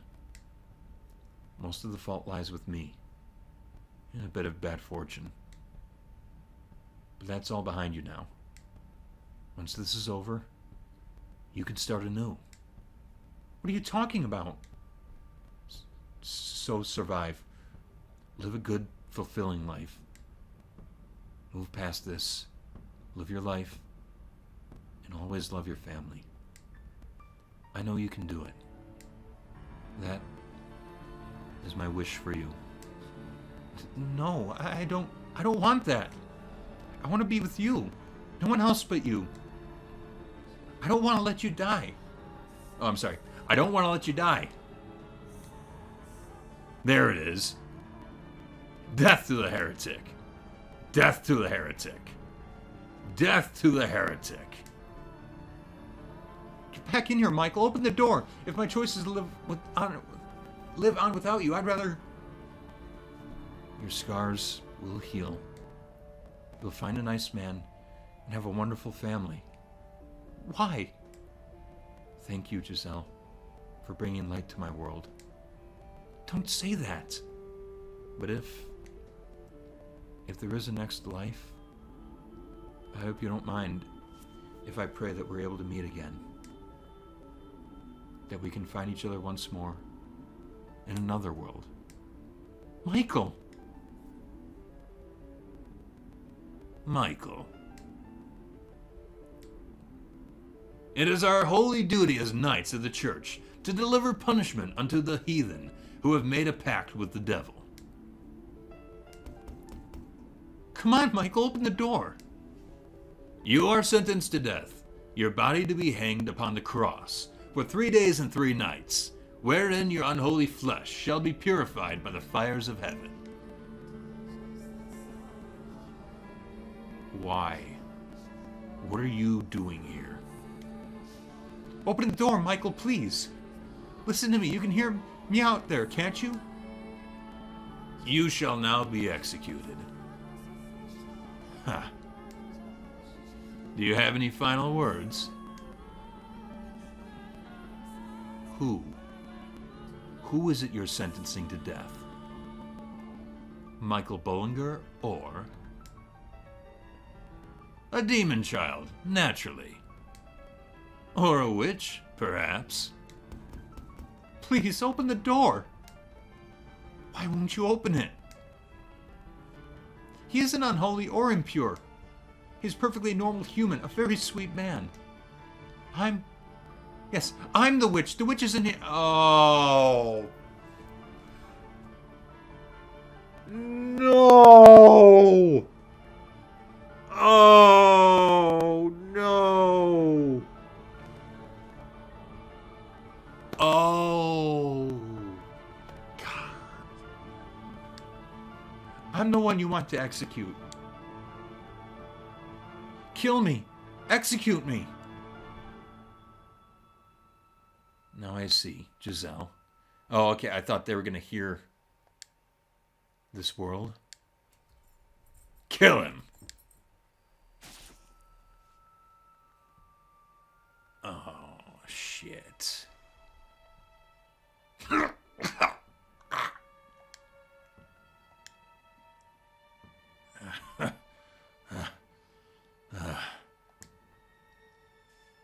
So many blades pierced my flesh. A sword in my chest, lances in my arms and shoulders, arrows in both of my legs. I could hardly even tell what hurt anymore. There was an unpleasant hiss sound in the tower, almost like a heavy rain. It was the sound of my blood spilling onto the stone. Red. It was red, just like anyone else's blood. It didn't flow in unnatural patterns. It didn't turn into black, demonic shadows. It didn't cause anyone who touched it harm. It was just ordinary red blood. Regardless, this body was probably still cursed. It had to be. I couldn't hear Giselle's voice anymore. I hoped she was safe and alive. I prayed that at least she would be protected, that the witch would keep her promise. Oh, wait a minute. Is that how it protects her then? Did the witch pull her? Okay. Is her being made as the maid how she's being protected?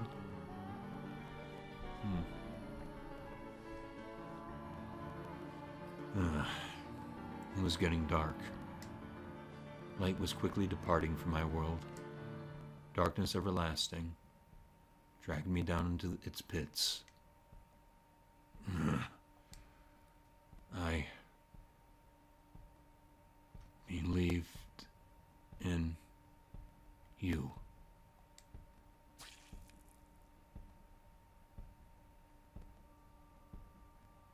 Michael? Michael! Hey, say something. Talk to me. Hey, what's going on? What's going on here? No, this can't be happening. An impossibly heavy thud came from beyond the door, and with it, Michael fell silent. Then, intermittent squelching sounds as something slid down the door. Oh, no. No, this can't be. Why? Why? I pounded on the door with all my strength, but still it refused to give. The skin on my hands eventually going raw and beginning to seep blood. Why? Why should Michael have to be killed? Tell me, why? Take me with you. Please, don't leave me behind. That man isn't a witch. He isn't cursed. I'm cursed, not him, so don't hang him. Don't humiliate him like that. Kill me instead. Please. Again and again, I pounded on the door. But the self-described knights on the other side seemed to not be aware of my presence. They seemed unable to hear my cries. Their armor clanking with each step, they began to descend the staircase, and with it, I could hear the sound of something being dragged slowly across the floor. No, don't take him away. Stop! Don't take Michael away from me! I'm begging you! My pleas were in vain. My hope was for naught. The knights took him away, took him somewhere out of my reach, for all eternity. Don't take him away from me!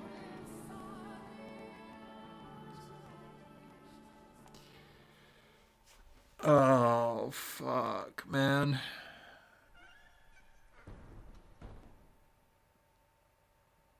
What? Michael? After much, much too long, the door swung open all on its own. It happened so unceremoniously, yet it was hard to believe I had actually been trapped inside.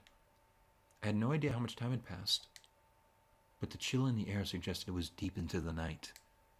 And with the biting cold, there was the stench of blood. Oh. Why? Why? Michael. I never wanted this.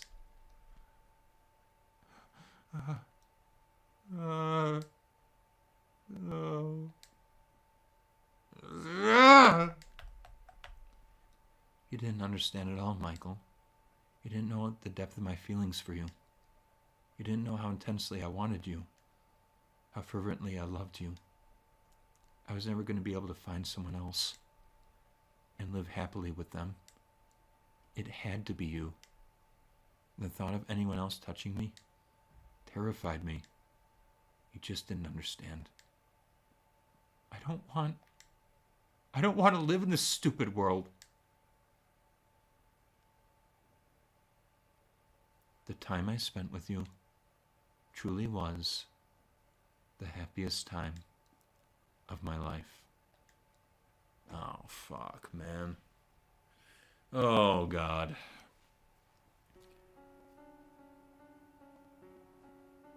Yeah, so what happens next? Okay, no, save.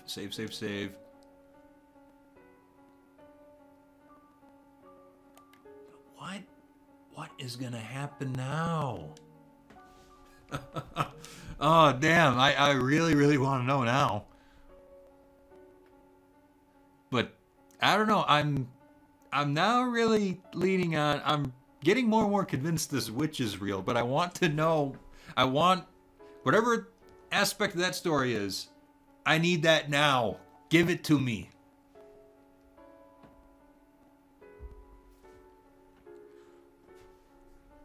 I remember everything now. You died on that day. You were killed. You disappeared from this world and left me behind. And that's right. I remember. I remember the pain, the agony of death, and the fear. I did indeed die that day. You refused to listen to me.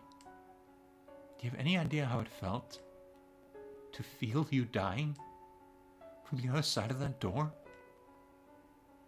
Giselle, I wanted you to take me with you. Is this what you wanted to see? My memories, the traces of my life on this earth? And there, in order to find your truth, we need more of the story. Very well then. If you want more story, I will tell you more. What comes next is both a continuation and a brand new tale. The Maid's Tale.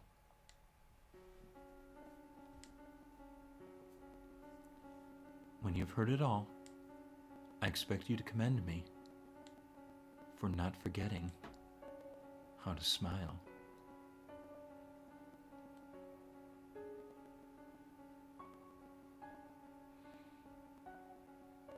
I'm not sure how to read that. What?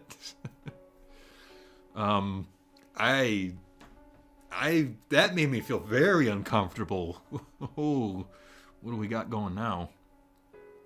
We haven't completely cut through the darkness yet. An Arctic wind blows past me. At the same time, I'm gripped with an overwhelming urge to break down into tears. Perhaps this is the solitude she felt for so long. I have to face this. I have a responsibility to her to do so.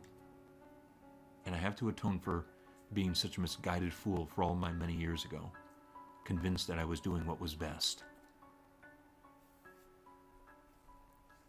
Oh, yeah, that I can't explain why. That line just... Ugh. Oh, the sixth door.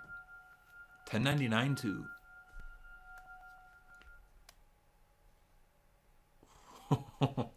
I'm intrigued. Oh, here we go.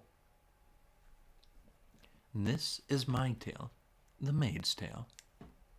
A tale of a foolish, naive girl. Looking back on it now, I'm ashamed of everything. But I will tell you my story, in its entirety, without embellishments. I ask that you please not let go of my hand.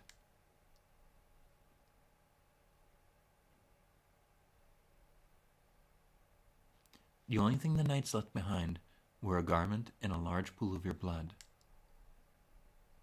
Blood had seeped into the fabric, and it was beginning to dry. When I clenched it in my hand, it made soft, crackling sounds. The oppressive stench of death lingered in the tower. Michael, there's no point in life without you.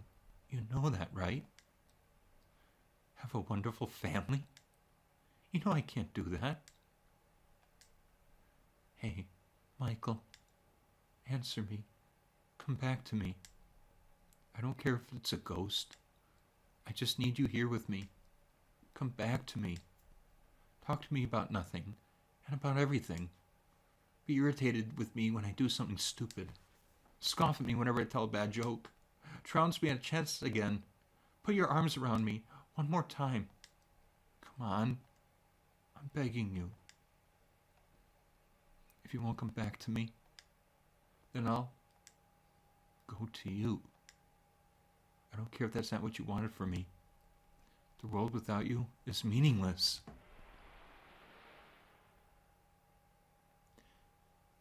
Dying won't guarantee you get to see him again. Oh.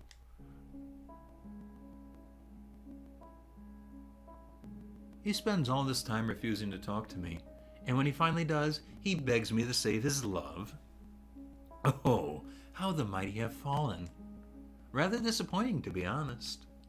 Who are you? Where are you? Quite daft, aren't you? Within these walls, I am everywhere. And you've heard of me before. What? I have no... Heavens, you are slow. Is that pretty head of yours only for decoration? What? No, there's no one else. You might be thicker than these walls, my dear. Although, I suppose I shouldn't be surprised. You never did believe in anything Michael said about me. You thought he was going mad.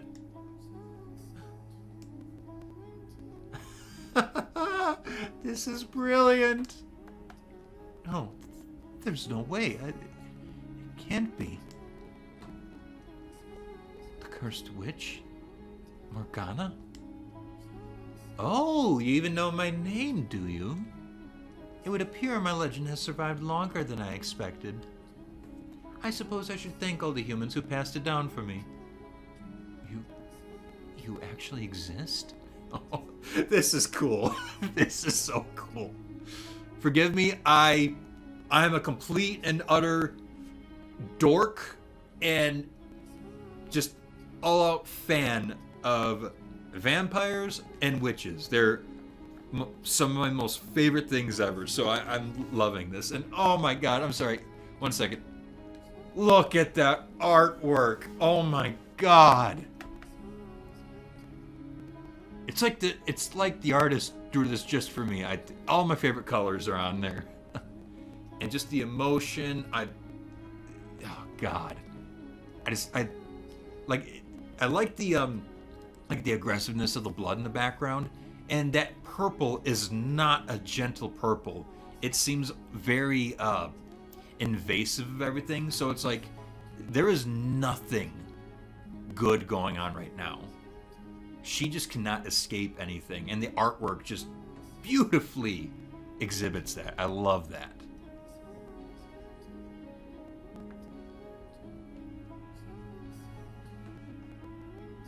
You actually exist?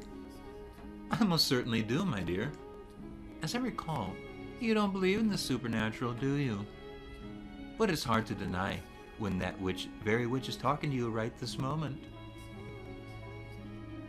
Michael was not even slightly mad, my dear. I told him he was better off without his sanity, but he refused to listen.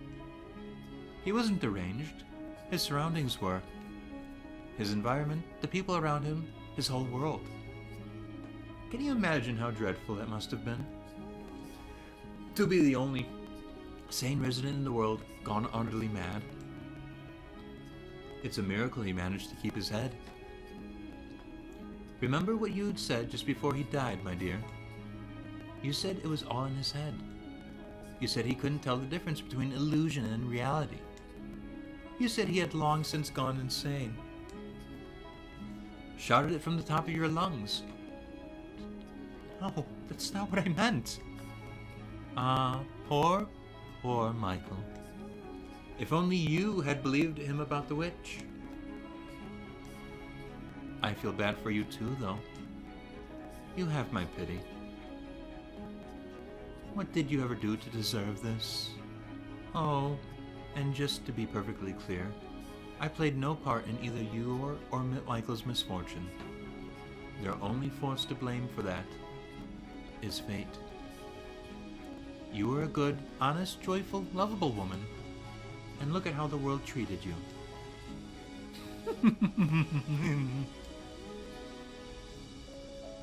May I ask you something?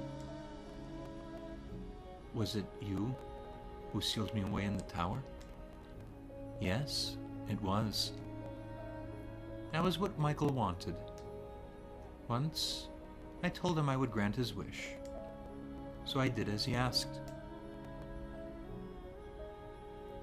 Though it looks like that ended up causing you even more pain. How tragic. So, you're planning to die? Are you hoping to reunite with him in heaven? That plan's destined to fail from the outset, my dear.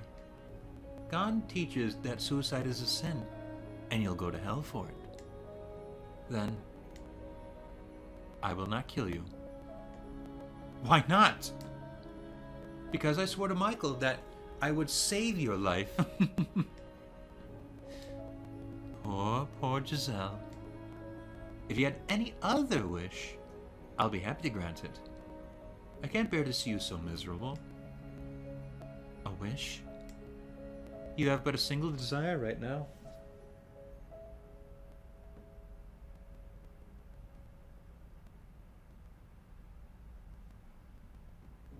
To see him once more.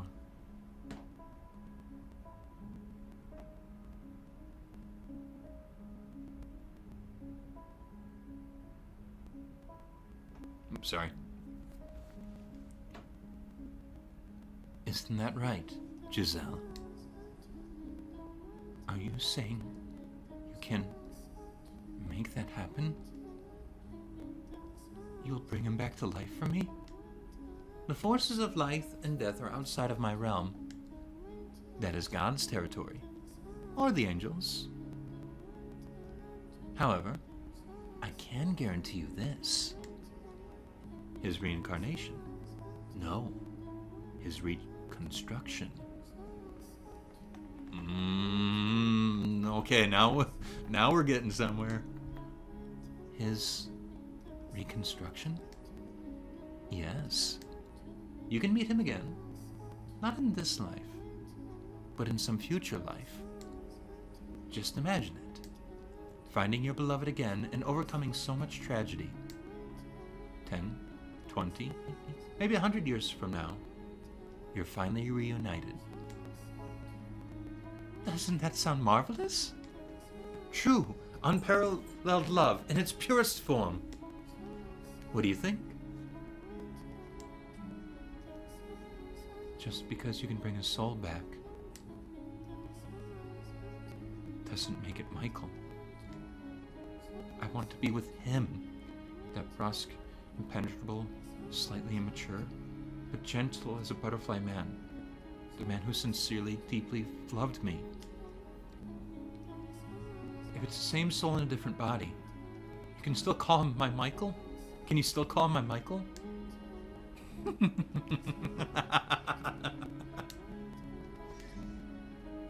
My apologies. You beat me to the punchline, and you did with such ardor that you threw me off balance. You're exactly right. The idea that if your love is so strong, you can both be reborn and have exactly the same relationship is utter fairy tale nonsense. You must be the same people to have the same love, which is why I'm not promising his rebirth or reincarnation, but his reconstruction. Oh, so she becomes the maid. Okay. She becomes the maid. It is said that she was waiting for him. He got reconstructed. He was trying to piece himself together. Okay. Your wish can become reality, Giselle. As long as you wish with it with all your heart, it can come true. I'll wish for his reconstruction as well. You have a witch asking to make this happen, my dear, and you have to be confident that it will bear fruit. And you wish for him to remain as himself. If he truly loves you, and he too wishes to reunite with you, your wish shall be granted.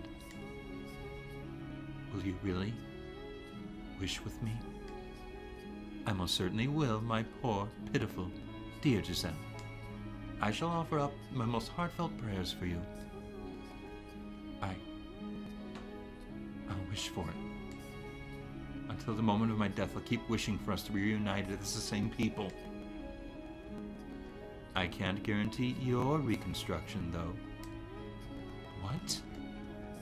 I only said I can guarantee his. Michael is the only reconstruction I will wish for. I will not ask for yours. Why not? You're not looking at a benevolent and wish-granting goddess or an angel with a magic bow and arrow. You're looking at a cursed witch. Then how am I to be with him again?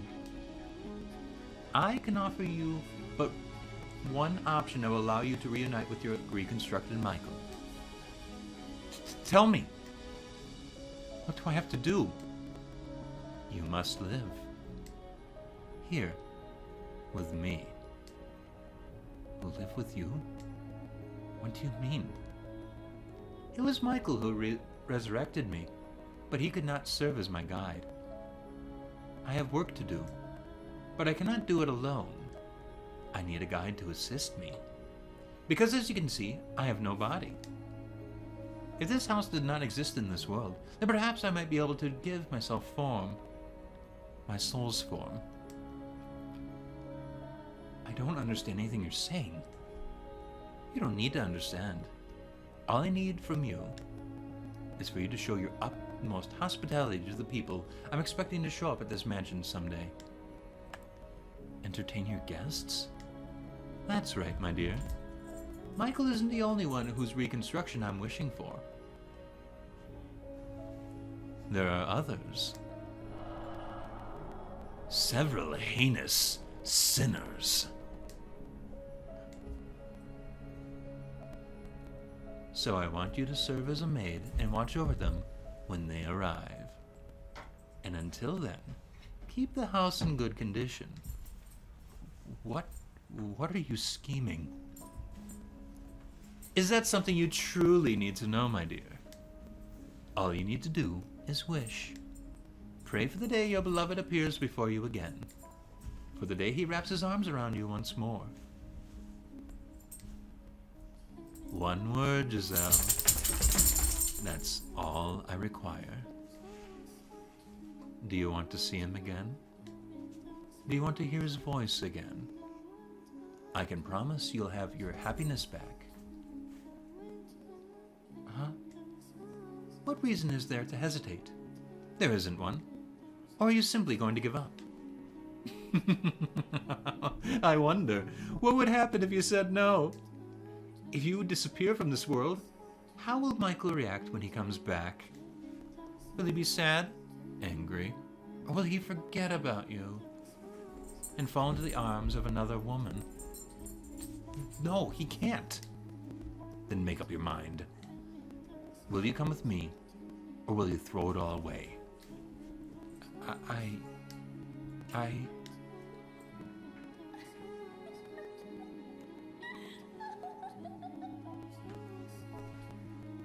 If I had given it a little thought, I would have realized she was manipulating me, that she was just telling me what I wanted to hear. But I believed her. I accepted her proposition. As unbelievable as it sounded, my desire for it to be real overpowered everything.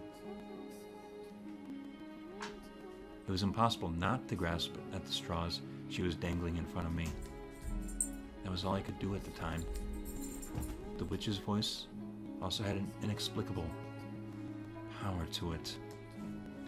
It made me believe, as outrageous as it was, that she really could bring you back, reconstruct you. Maybe because I had seen her turn a door into an immovable wall. Or maybe because I had heard her disembodied voice. But I don't think those are enough to explain it. My guess is she had me under her spell. That was the moment I became the maid. But I assure you, I was, at that point, still the same Giselle you knew and loved.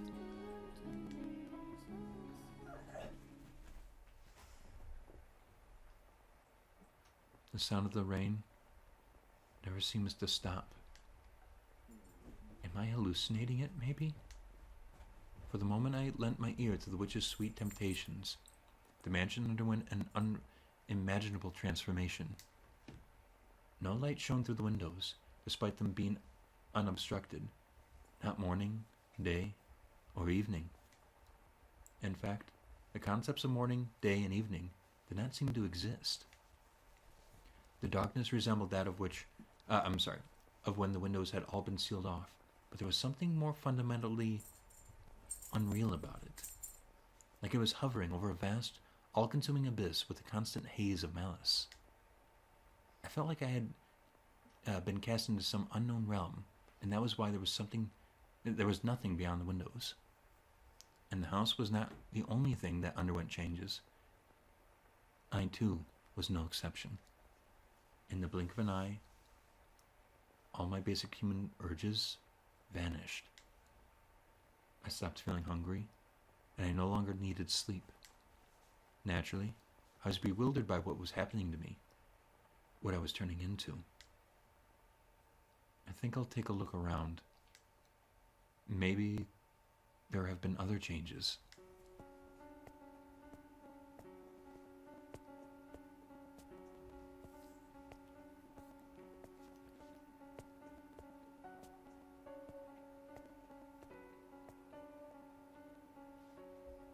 So I meandered through the mansion's halls. My original intent was to explore the entire house, but I found myself drawn toward one room in particular. That's right, your bedchamber. There was no light, not a trace of color remaining in your chambers. But the bed was the same shape, the walls the same texture, the curtains the same design as when you had been alive. Michael, I'm praying. I'm always praying. And someday we'll meet again. Oh, there's something hidden under the bed. What could it be? It's in that painting. Okay, yeah, so here's the white-haired girl, or at least I'm thinking that's who it is. I never did get to ask why he got so angry about me seeing this. I'm sure it's something he didn't want to be reminded of, perhaps having to do with his family. I was right not pressing him about it.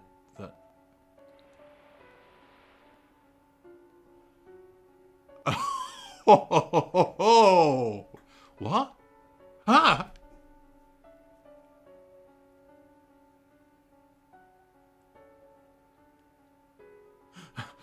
What the? Did the painting just smirk at me? Oh, God. Ah! Oh, jeez, Giselle. What are you doing tripping over yourself? It was just that accursed witch messing with your head. No need to get spooked over a tasteless prank. When I stumbled, I guess I knocked the drawer open. There's something inside. Letters, it looks like? I shouldn't touch those. They're not mine. But I want something of Michael's to have. Something to remember him by. His letters would be in his handwriting. They would contain his words. Please forgive me, Michael. I don't mean any ill will, but I'm going to take these. I must say, there are an impressive number of... What the? What on earth? It's like someone dumped an inkwell on every page, but why? Was this the witch's doing too? Yeah, it has to be. It must have been her. It definitely wasn't you, Michael. Was it?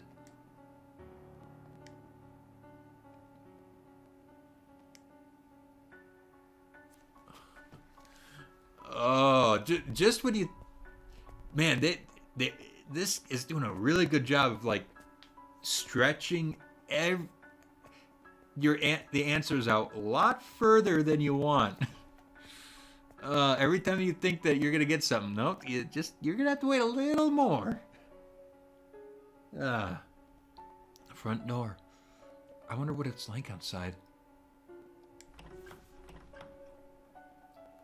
I can't get it open.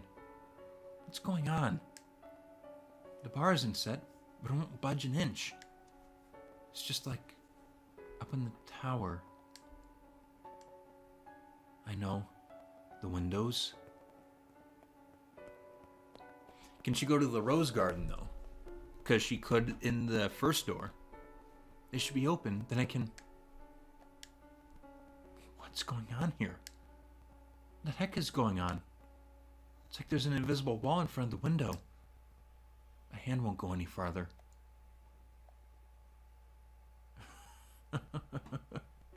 This is rich. What else can I do but laugh? What in the world? This is madness. Gah! Hurry up, Michael. Return to me. And get me out of here. Please, get me out of here.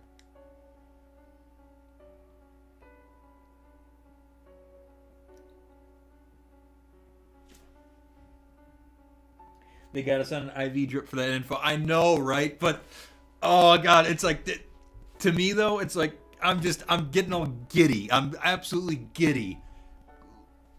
Because I think we're finally getting to the point where we're going to learn about the mansion, the witch, and all the supernatural stuff. And I really, really want to know. And I want to know about the white-haired girl. Oh my God. I want to know what's in those letters. I want to know who that's the painting of. I want to know. I had no idea how to explain anything that had happened to the mansion. But it was clear enough that I was imprisoned within its walls. I was all alone in a nebulous sphere of bleak darkness, and beyond its walls lay void.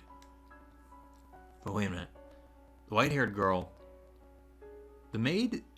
So Giselle did talk to her before, and nothing was malicious there, though.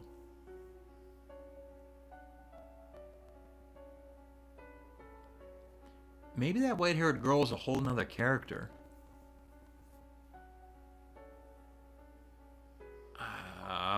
So many questions. The layout of the house remained unchanged, but I felt as though I had wandered into a twisting labyrinth. I could cry, but there was no one there to soothe me. All it did was provoke her disembodied cackling, which she followed with, "You chose this, my dear, so you need to hold yourself together and keep wishing."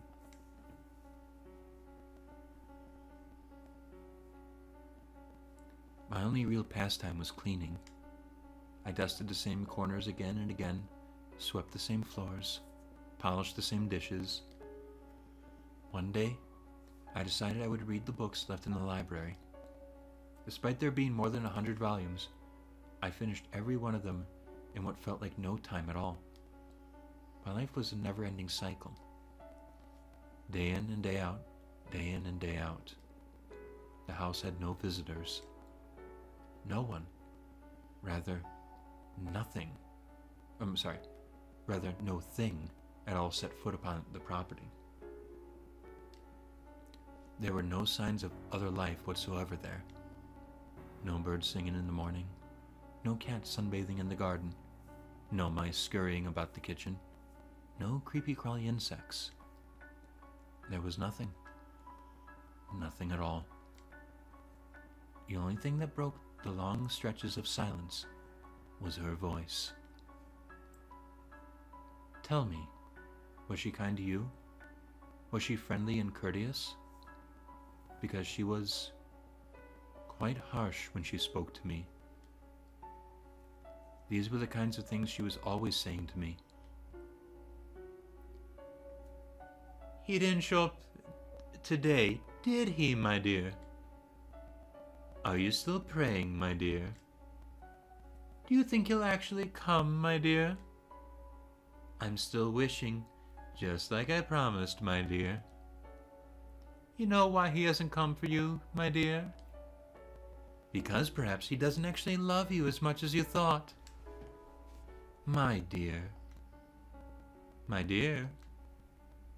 My dear. Have you lost your mind yet? Shut up!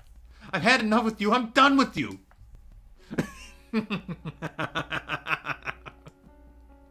Enough, please. Enough already. Oh, what's got you so worked up? You love to talk, don't you? So why not have a nice little chat with me? This is not a chat. Maybe not in your mind, my dear. You seem to think chatting only constitutes conversations you enjoy. But I don't think the word's usage needs to be restricted, personally.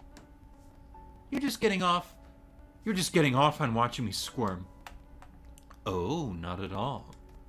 You'll have all my best wishes if he ever does show up for you. Ooh, so scary. If you're making that face when he shows up. He might not even recognize you. What? You haven't looked in a mirror recently, have you? Go on then, my dear. See just how frightful you've become.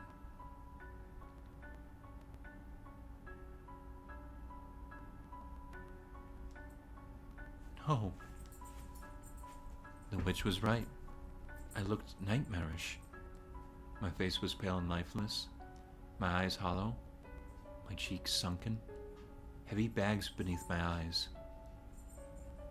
My hair has lost its sheen, and it grew wildly. I was quickly losing everything that had made me recognizable as me, and the thought sent a shiver down my spine. No, this isn't me. This is some kind of trick. You're trying to deceive me. Baseless accusations. You really must stop blaming people every time something doesn't turn out the way you want, my dear. But my face was more what? More expressive? More cheerful? Brighter? Rosier? You're right. You were never this gloomy, were you? Right. I wasn't. I was more cheerful than this. Naive girl. Could you be any more narcissistic? Huh? What you're looking at is, undeniably, exactly what you look like now. Time did not do that to you, nor did I. The negative energy oozing from you is what's causing you to take on this form.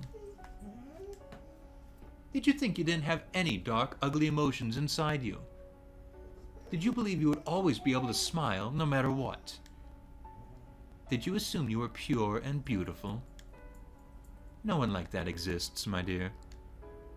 What you see in the mirror is the true you. You're hideous, twisted heart.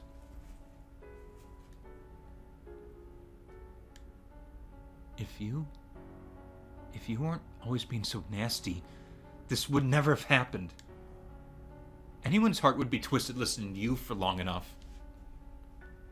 So you're saying Michael's heart was twisted too? I spoke to him for years. No. I'm just teasing. I suppose I may have crossed the line there. I mean, you know ill will, Giselle. Honest. Really? I press X to doubt there. Allow me to give you a word of advice, though. Look at yourself in the mirror often. If you continue deteriorating at the rate and end up looking like a corpse, when Michael comes and sees you, he won't jump for joy, but run away, screaming in terror. Stop talking. Please just stop. You know, Giselle, this is only the very beginning. He might not show up for hundreds of years. I can't live that long. Absolutely brilliant. You still think you're alive? What? The moment you agreed to come with me, you ceased to be of this world. So don't worry about time, my dear. You can wait as long as it takes. As long as it takes for him to arrive.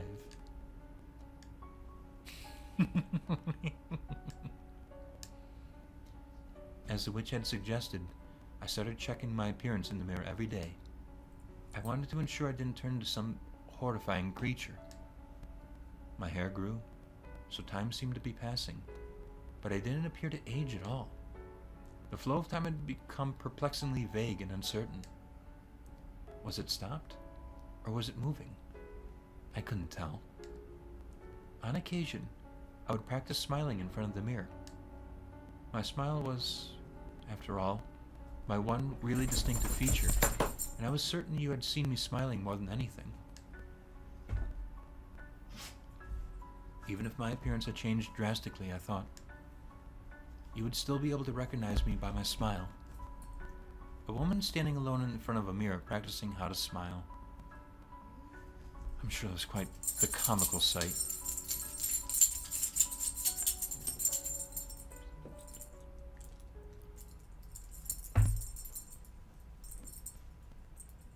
Shit. Sorry, give me a second.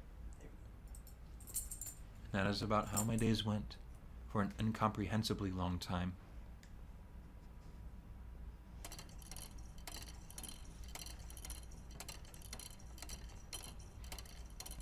Oh, fuck that. Oh my god, you poor woman.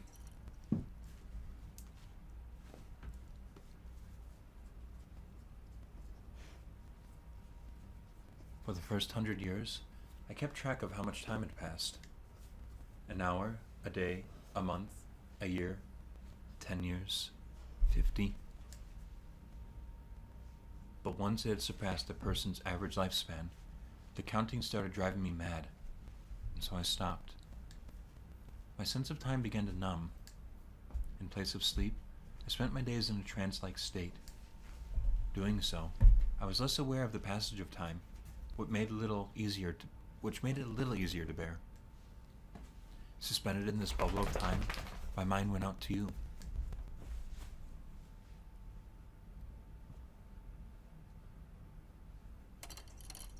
Oh, fuck.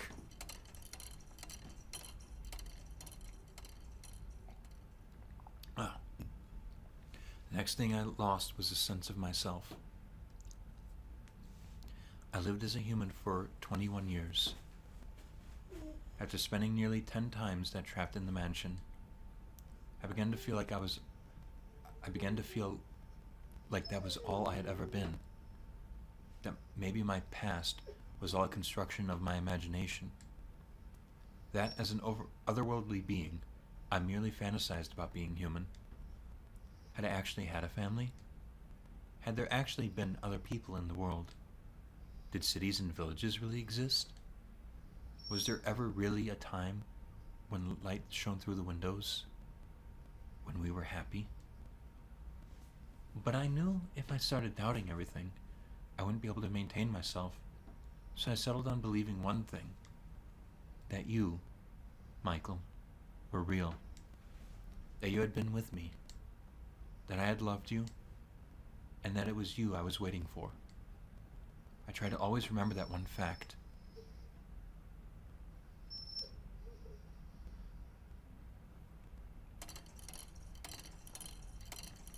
Ooh, another 100 or so years and we get to the first door. My characteristic energy and cheer were disappearing. But then, I hardly ever raised my voice anymore.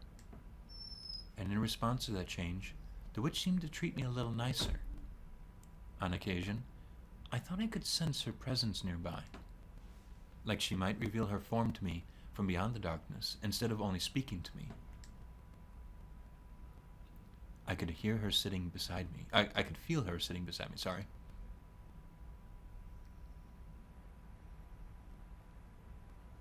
Giselle?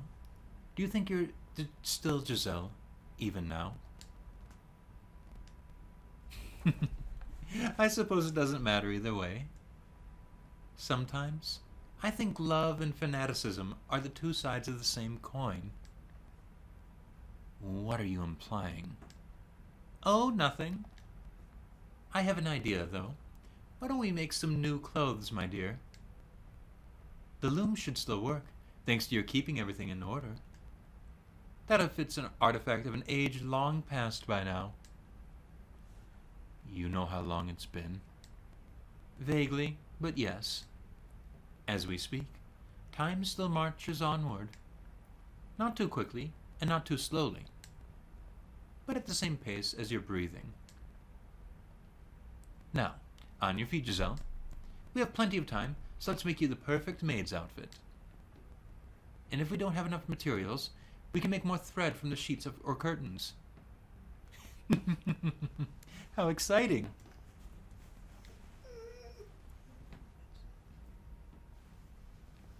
Following her instructions, I wove garments in a style that did not exist in my era.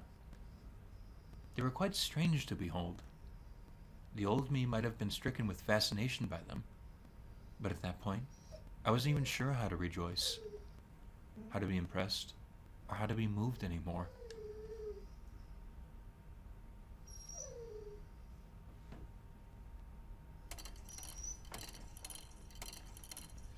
Oh, we're getting close to the first door.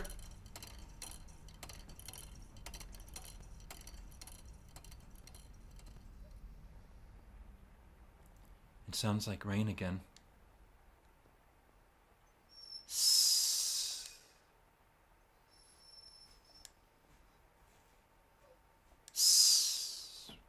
What year is it? Oh, it doesn't matter what year it is. It doesn't matter where it is. As long as you're there, it can be any time, anywhere. Where are you, Michael? What are you doing? I'm still praying. I'm still wishing for you to appear before me. Forever and ever and ever. And ever and ever and ever. I've been praying for so long. I don't even know how long it's been. Before you left, you said you were going to pray too. You said you hoped we could meet again in another life. I'm not misremembering, am I? Michael, come back to me soon. I love you so, so very much. But my memories of you are starting to fade. What did your voice sound like? What kinds of faces did you make? Where did you like to put your hands on me? I don't want to forget. I want to always remember. My memories of you are the only things holding me together. But they're slipping away from me. How did you speak? What kinds of things did you talk about? I'm losing all these memories. Please, Michael, come back to me before I forget everything. my beloved master. The thought crossed my mind that maybe Morgana's guarantee that you would be reconstructed was just a lie to trick me into staying here. But I quickly discarded it, because if she had been lying, it would strip all meaning from my very existence. It would take from me my purpose for being here, so I didn't want to accept that possibility. I had no choice but to perceive in my belief that you would return. I always thought I would be all right, and my faith would never waver. I still believed in myself. But you can be the happiest, most optimistic, resolute person in the world, and you would still break eventually. And I was at the point where even the slightest tap would shatter me into fragments.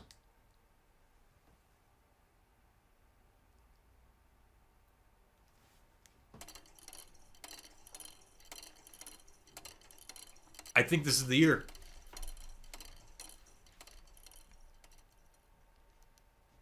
Several hundred years after I was enslaved within the mansion, something changed for the very first time.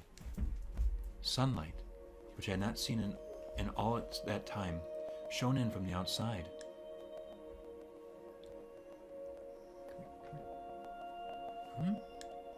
At first, I did not believe it was real. I thought it was an hallucination born of my inner desires. Hey, come here, girl. Come here, you're okay. Sorry, my pupper needs attention. And I thought I must have completely lost it for my fantasies to have escaped my mind. But it didn't matter if it was all an illusion. The gentle breeze blowing in through the window felt wonderful. The smell of grass, the chirping of birds, the glistening blue sky. It was all like 1,000 memories rushing back all at once, and brought tears to my eyes. The time has come, Giselle. It's time for you to get to work. And as she always did, the witch's voice crushed my elation, dragging me back to a reality. Reveling in the sight of the outside was the last thing I should have been doing, for it was that moment that began my true decline. Work? What kind of work? Have you already forgotten? Oh, good heavens. Do you have to get your head on straight, my dear? As I said, I need you to watch over the house and show your utmost hospitality to those who show up. Is someone... This is merely an appetizer. It looks like someone's here. Oh, hold on. I have no idea what I'm supposed to do. Do the same thing you have been doing. Be a maid. Convince the house guests that this is a wonderful place. Make them enjoy their stay. Now go on. I'm quite looking forward to this.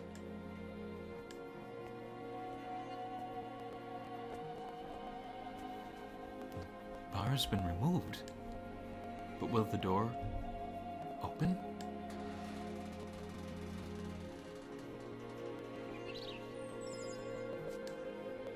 For so long, the door had refused to budge.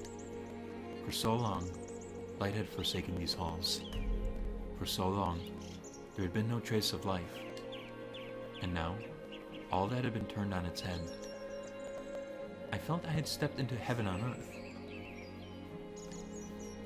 I know it sounds melodramatic, so please don't laugh. It was almost certainly a perfectly ordinary slice of nature. Leaves and grass rustled in the wind, flowers specked the earth. And in the distance was a city I didn't recognize. I wondered where I was, of course. I neither shouted nor jumped in surprise. Instead, I found myself accepting of my circumstances, as unnatural as that might have been. As I was standing there idly before the entrance, a carriage rolled up.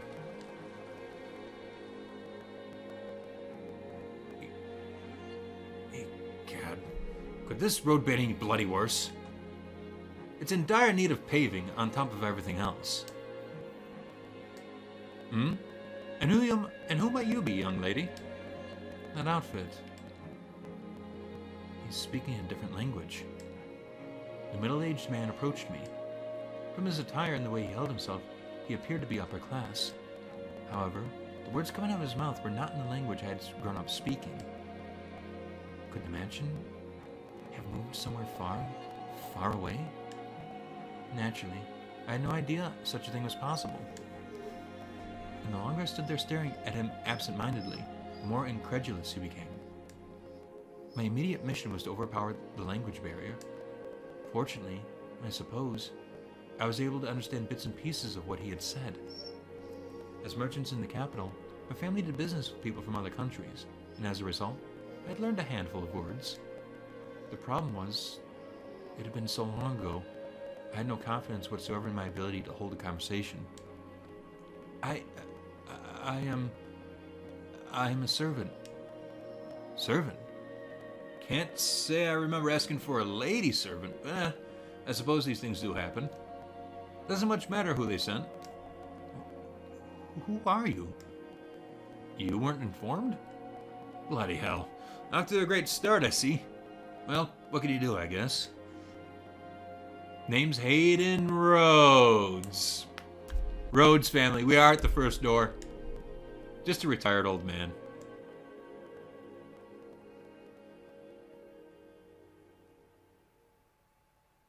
As I'm sure you had already guessed, this man was the Rhodes siblings' grandfather. He was also the first person I served under as the maid.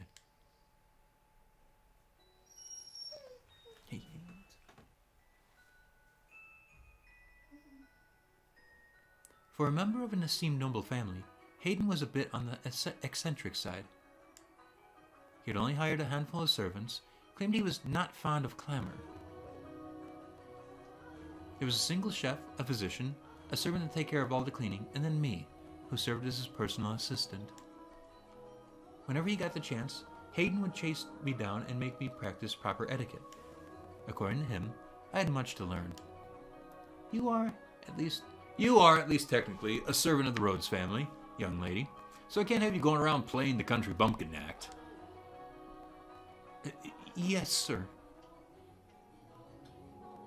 And we'll have to do something about that accent, too, while we're at it.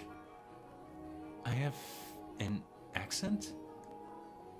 Thicker than bloody molasses. Now, I'm no interest in sticking my nose into your business, asking you where you hail from. But while you are here, you must act the part, young lady. Lucky for you, I'm retired and have all the time in the world. I'll teach you everything you need to know about proper etiquette. All right. Speak up, will you? Yes, sir.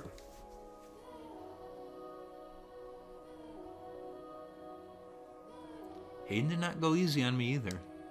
In addition to my day-to-day duties, I studied etiquette, the language, proper pronunciation, and formal diction. Anytime I made the slightest mistake, he would shout his dissatisfaction.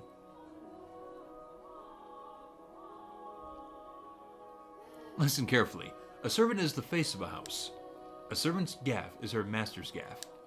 Always keep this in mind. You're not just a maid. You must always act with elegance and grace.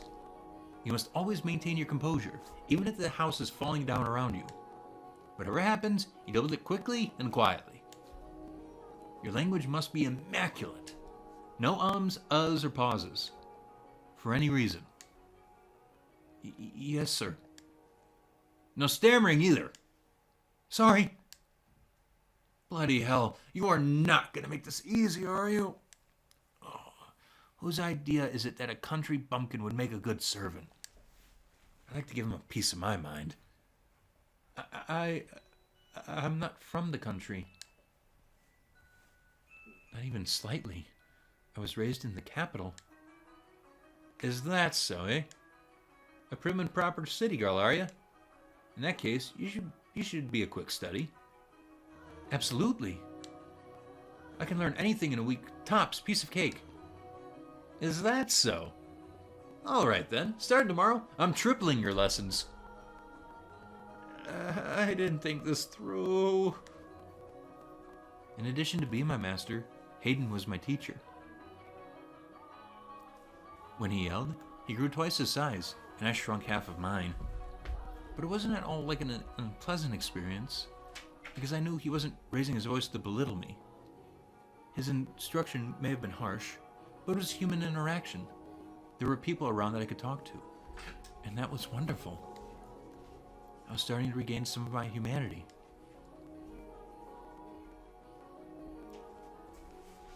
Unlike me, you've still got a long life ahead of you, young lady.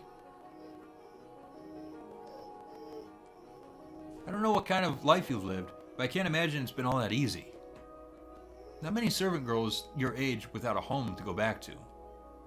Which is why you need to learn this.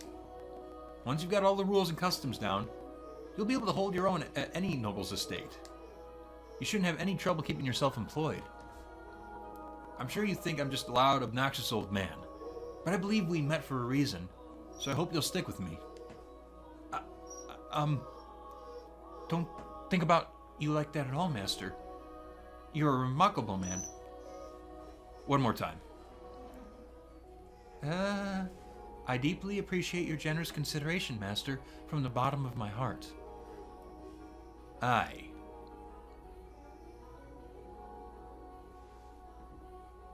There we go. I don't know how much about Hayden's situation, why he had retired to the mansion all alone, away from the rest of his family. But anytime I asked about them, he would say, "It happens sometimes," with a melancholic frown. Before long, 2 years had passed. Hey, come here, puppy, come here. Hey, come here, girl. Come here. Okay. By that point, my etiquette had improved enough to satisfy his high standards. In that time, the mansion underwent a number of decor changes, as Hayden brought in his sculptors to work on different areas of the house. Come here, come here. There you go, good puppy, good girl. He also sealed off rooms that were not in use, such as the observation tower in the chapel. It was a sad thing, seeing areas with so many memories for me falling into disuse. But as a mere servant, I had no say in the matter. In addition, Hayden seemed to greatly enjoy renovating the house, so I watched him warmly. The furniture was all gradually replaced, gorgeous paintings hung on the walls, colorful patterned curtains installed.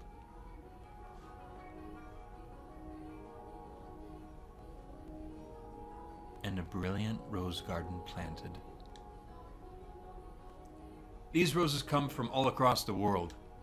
Nowhere else you can see so many different varieties in one place. It's beautiful. Did you know that in the city, people started to call the mansion Rose Manor? Rose Manor. And to think there used to be nothing but weeds here. Amazing how much has changed. I never thought I would see this garden turn into something so beautiful. Are you fond of roses, young lady? Yes, red ones especially. Red roses mean a great deal to me. They remind me of a time long past. Given one as a gift, were you? No, I believe I was the one who gave the rose. So red roses are a symbol of my feelings. They're very precious to me. I gave you a rose as a gift. You plucked it from its stem and placed it in my hair. Am I remembering that correctly? My memories are so vague now. I can't even remember the look on your face that day. There are some kids I'd like to give roses to myself. Who? My grandchildren. Oh my, you have grandchildren? Aye, though we haven't been in touch for some time. Last I saw him was 4 years ago, when my second grandchild was born. Ah. The sweetest girl in the world, with lovely flaxen hair. Ooh. She's gonna be a real beauty when she grows up. Anyway, they're wonderful kids. And one day, I want to hand this garden over to them. Each and every rose containing my hope that they'll lead comfortable, healthy lives free of strife. I'm sure your wish will come to pass. Your grandchildren will have wonderful lives.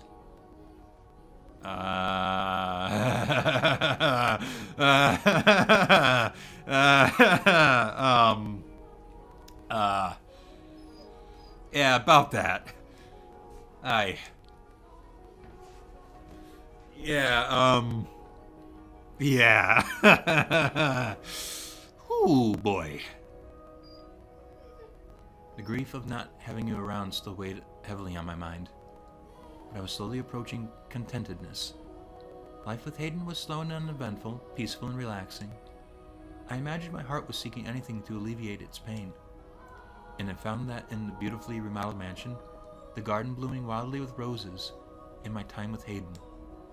I was even beginning to think, this life was enough for me, and I would be okay with this being the end if it meant more of the tranquility I felt. I was, like a coward, considering giving up the fight. Please do forgive me for ever considering such a thing.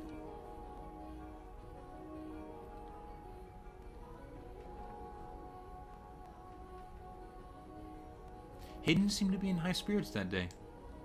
A gift had apparently arrived from his son, who lived far away. In it was a tea set, some leaves, and a small jar of sugar. Miss! How can it be a service, master? Brew me up a pot of this, would you? Be careful not to steep it for too long. You want to get it just right for the best flavor. As you wish, master. You seem quite pleased.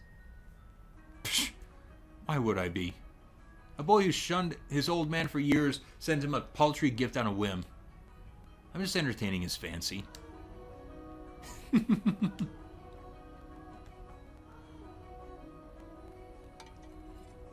Your tea is ready, master. Ah, what a wonderful smell. Tea and roses are life's best damned spices. Yes, rose tea is awesome. Now, let's see what the boy chose for me. If it's no good, I'll be sure to write him an angry letter. You look so happy. He must really love his family. It's a little bitter. Shall I brew another pot? No, it's not your fault. Must be something in the leaves. Would you like to add some sugar then? There's a small jar with the tea set. Now that's some now that's some bloody fine sugar he's procured. White as snow and sparkles in the light. He chose it just for you, master. Bloody hell. What demon possessed him? All right. Give me 2 spoons then. Yes, master. Here you are.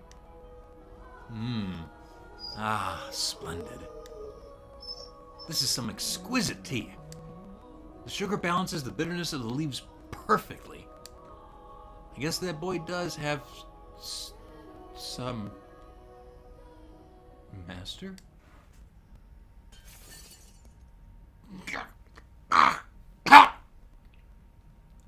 I was starting to wonder if he was about to be poisoned. Oh, shit. Master!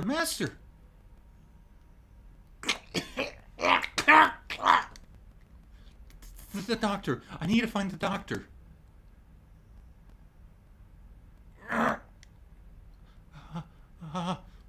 Water! I'll get you some water right away.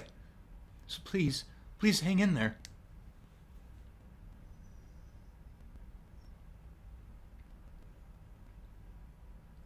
Did they ever mention how he died?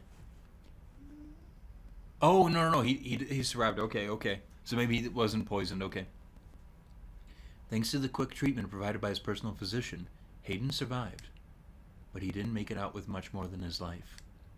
He was permanently bedridden by the affair. Evidently, the sugar I had put in his tea had contained poison. Oh, okay, yep. Which had done irreparable damage to his nerves and muscles. Most of his body was completely immobile, except for his left arm.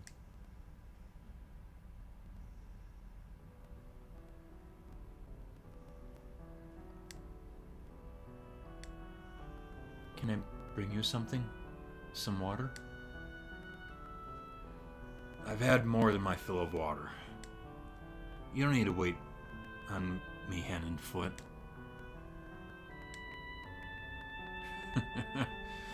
That face says you need to distract yourself by working. Remember what I told you? A noble's family servants must always act with elegance and grace. You must always maintain your composure.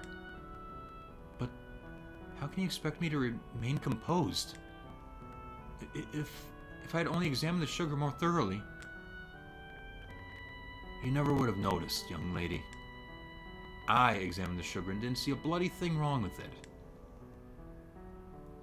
He was damn crafty, oh, that's for sure. Why would he do this? His inheritance, I presume.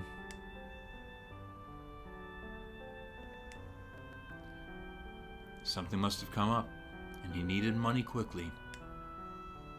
That's no reason to poison your own father. Blood is nothing but an obstacle to ambition. Or maybe he just hated me. How could anyone possibly hate you? Perhaps that could be said of me. Perhaps that could be said of the me you know. But when you live as long as I have, you're bound to make an enemy or two. Mine just happened to be my son. Hey, come here, girl. You're okay. I was planning to give him everything anyway. He didn't have to do this. It would all have been his. Master.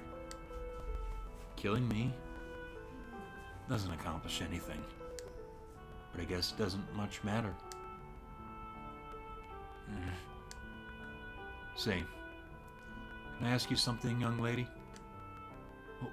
What can I do for you? I don't want it to get out that Hayden Rhodes was poisoned. So could you tell people that I passed away peacefully with a beautiful nurse tending to my every need? You're not dead yet. Please don't talk like that. You're scaring me. No stammering. But I'm not saying it'll happen immediately. But I am an old man. And one day, you'll wake up and I'll be gone. This is about my own pride, not my son. The last thing I want to do is go out with a black spot in my name.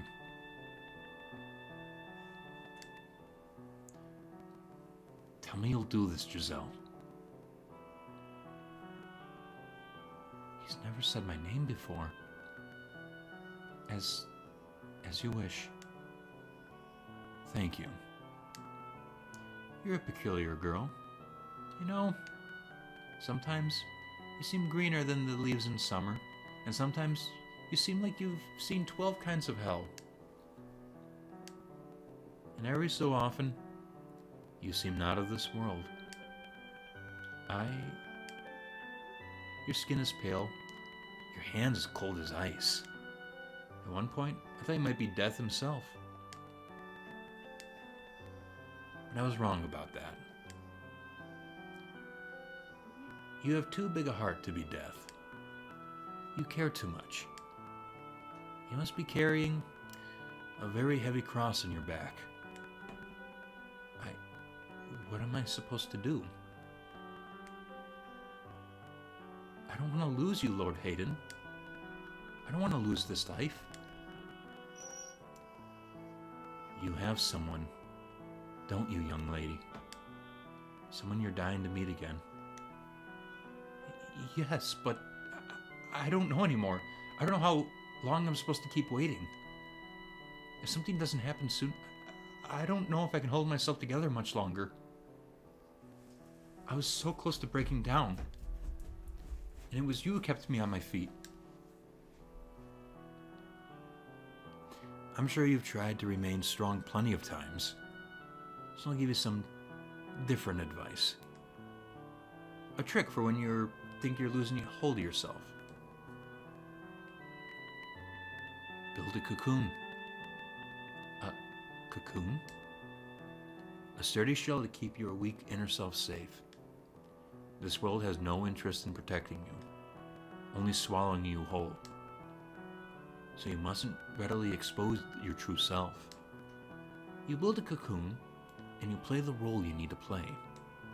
That way, the real you will remain unharmed. It's not pleasant to hide yourself like that, but it's better than letting the world crush you. But a word of warning, if you spend too long in that cocoon, the real you is liable to disappear forever. You'll be swallowed up by your own protective shell. I hope you find whoever it is before it's too late. Now, I think I'll get some sleep. All this talking's worn me out.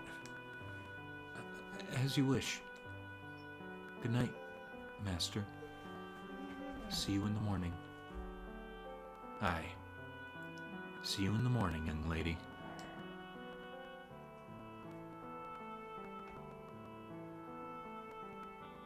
The next day, Hayden was dead. He had strangled himself with his left hand. I should have been more attentive. I should have recognized how much pain he was in, how much it crushed him to have been betrayed by his own family. I should have realized how he truly felt, how fragile he really was. I fell into a hopeless gloom. I could hardly believe that the quiet life I had finally attained had been shattered into the blink of an eye. Hayden's other servants quickly went their own ways, and I vividly remembered the dirty looks they all gave me. Everyone who knew how he had died assumed I had done it. I had no reason to kill him, though, but they had no more than enough to believe so, for I had indeed been the last person to see him alive, and I held firmly to the story he asked me to tell. While I was unable to convince the other servants, his family is far more accepting of the story, and he had departed for the next world happily, though that did not make the truth any less heartbreaking, especially since I was the only one who knew it. Why does this always have to happen? I was happy, but I can never seem to keep hold of it more than a flash. Despair always comes marching in to rip it away. What am I doing here? What kind of person were you, Michael? What kind of person was I? Oh, my dear, you look positively miserable. Why should you despair at the death of some strange old geezer? Morgana. Was Hayden one of those whom you wished to be reconstructed? Ha! I have no interest in that wrinkled bag of bones. And if he was one of them, do you really think I would have let him go so peacefully? Peaceful? You call that peaceful? You call his misery peaceful? I most certainly do. And since you do not seem to understand this, the pain of death lasts but an instant. The worst torture one could be inflicted upon the living. Setting two loved ones against one another, manipulating one into taking another's life, and then forcing him to live with that. The stage hasn't even been set, my dear. And you would have me play part in that? Indeed. You agree to accompany me. You are here to be my guide, and you're doing a wonderful job of it so far. I haven't done anything. Oh, but you killed that old man, did you not? Huh? Thanks to you, my wish is one step closer to fruition. What? What do you mean I killed Hayden? You mean to claim that you didn't? Tell me, who was it that put the poison sugar in his tea? No, I didn't mean to. Your intentions are irrelevant. Everything. Excuse me. Oh, sorry. I think that might be a sign that I need to wrap it up. Let me get past this chunk at least. Everything moves along the path forged by my wish, and you shall continue to follow its will.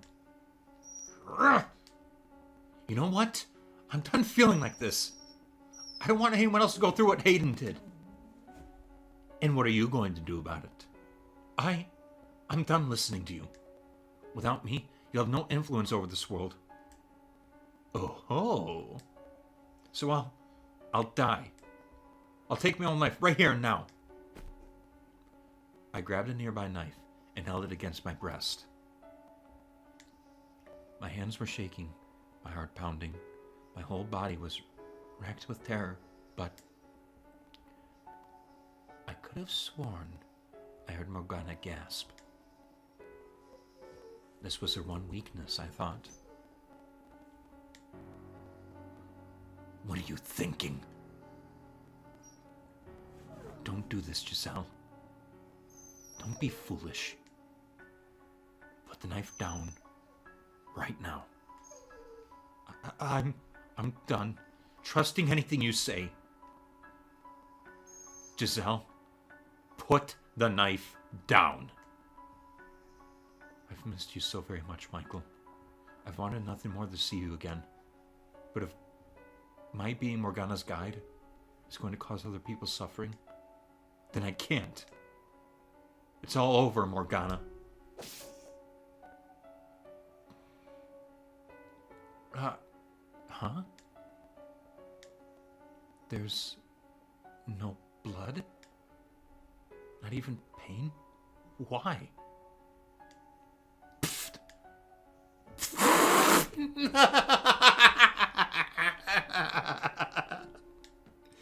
Absolutely brilliant. I told you not to be foolish, but you just wouldn't listen to me. Such a silly girl. I really am.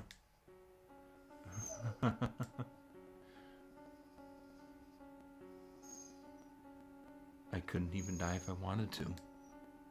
Learning that absolutely crushed me. My backup plan, the one escape route I had thought available to me, had been ripped away. My spirit crumbled, and I felt myself sinking into a vast darkness. I began losing my grip on myself, which is when I recalled Hayden's advice. Build a cocoon. It was the only option I had left. Oh, shit, I missed that. My final chance of protecting myself. Although ultimately, I was unsuccessful in that endeavor, as you know. But by that point, my mind and spirit had been all but lost. Eroded away by the years of solitude, the witch's whispers, the brief glimmer of happiness, and the eternal, boundless darkness it had left me in. It was in that moment that all light drained from my eyes. And it was in that moment that the maid was born.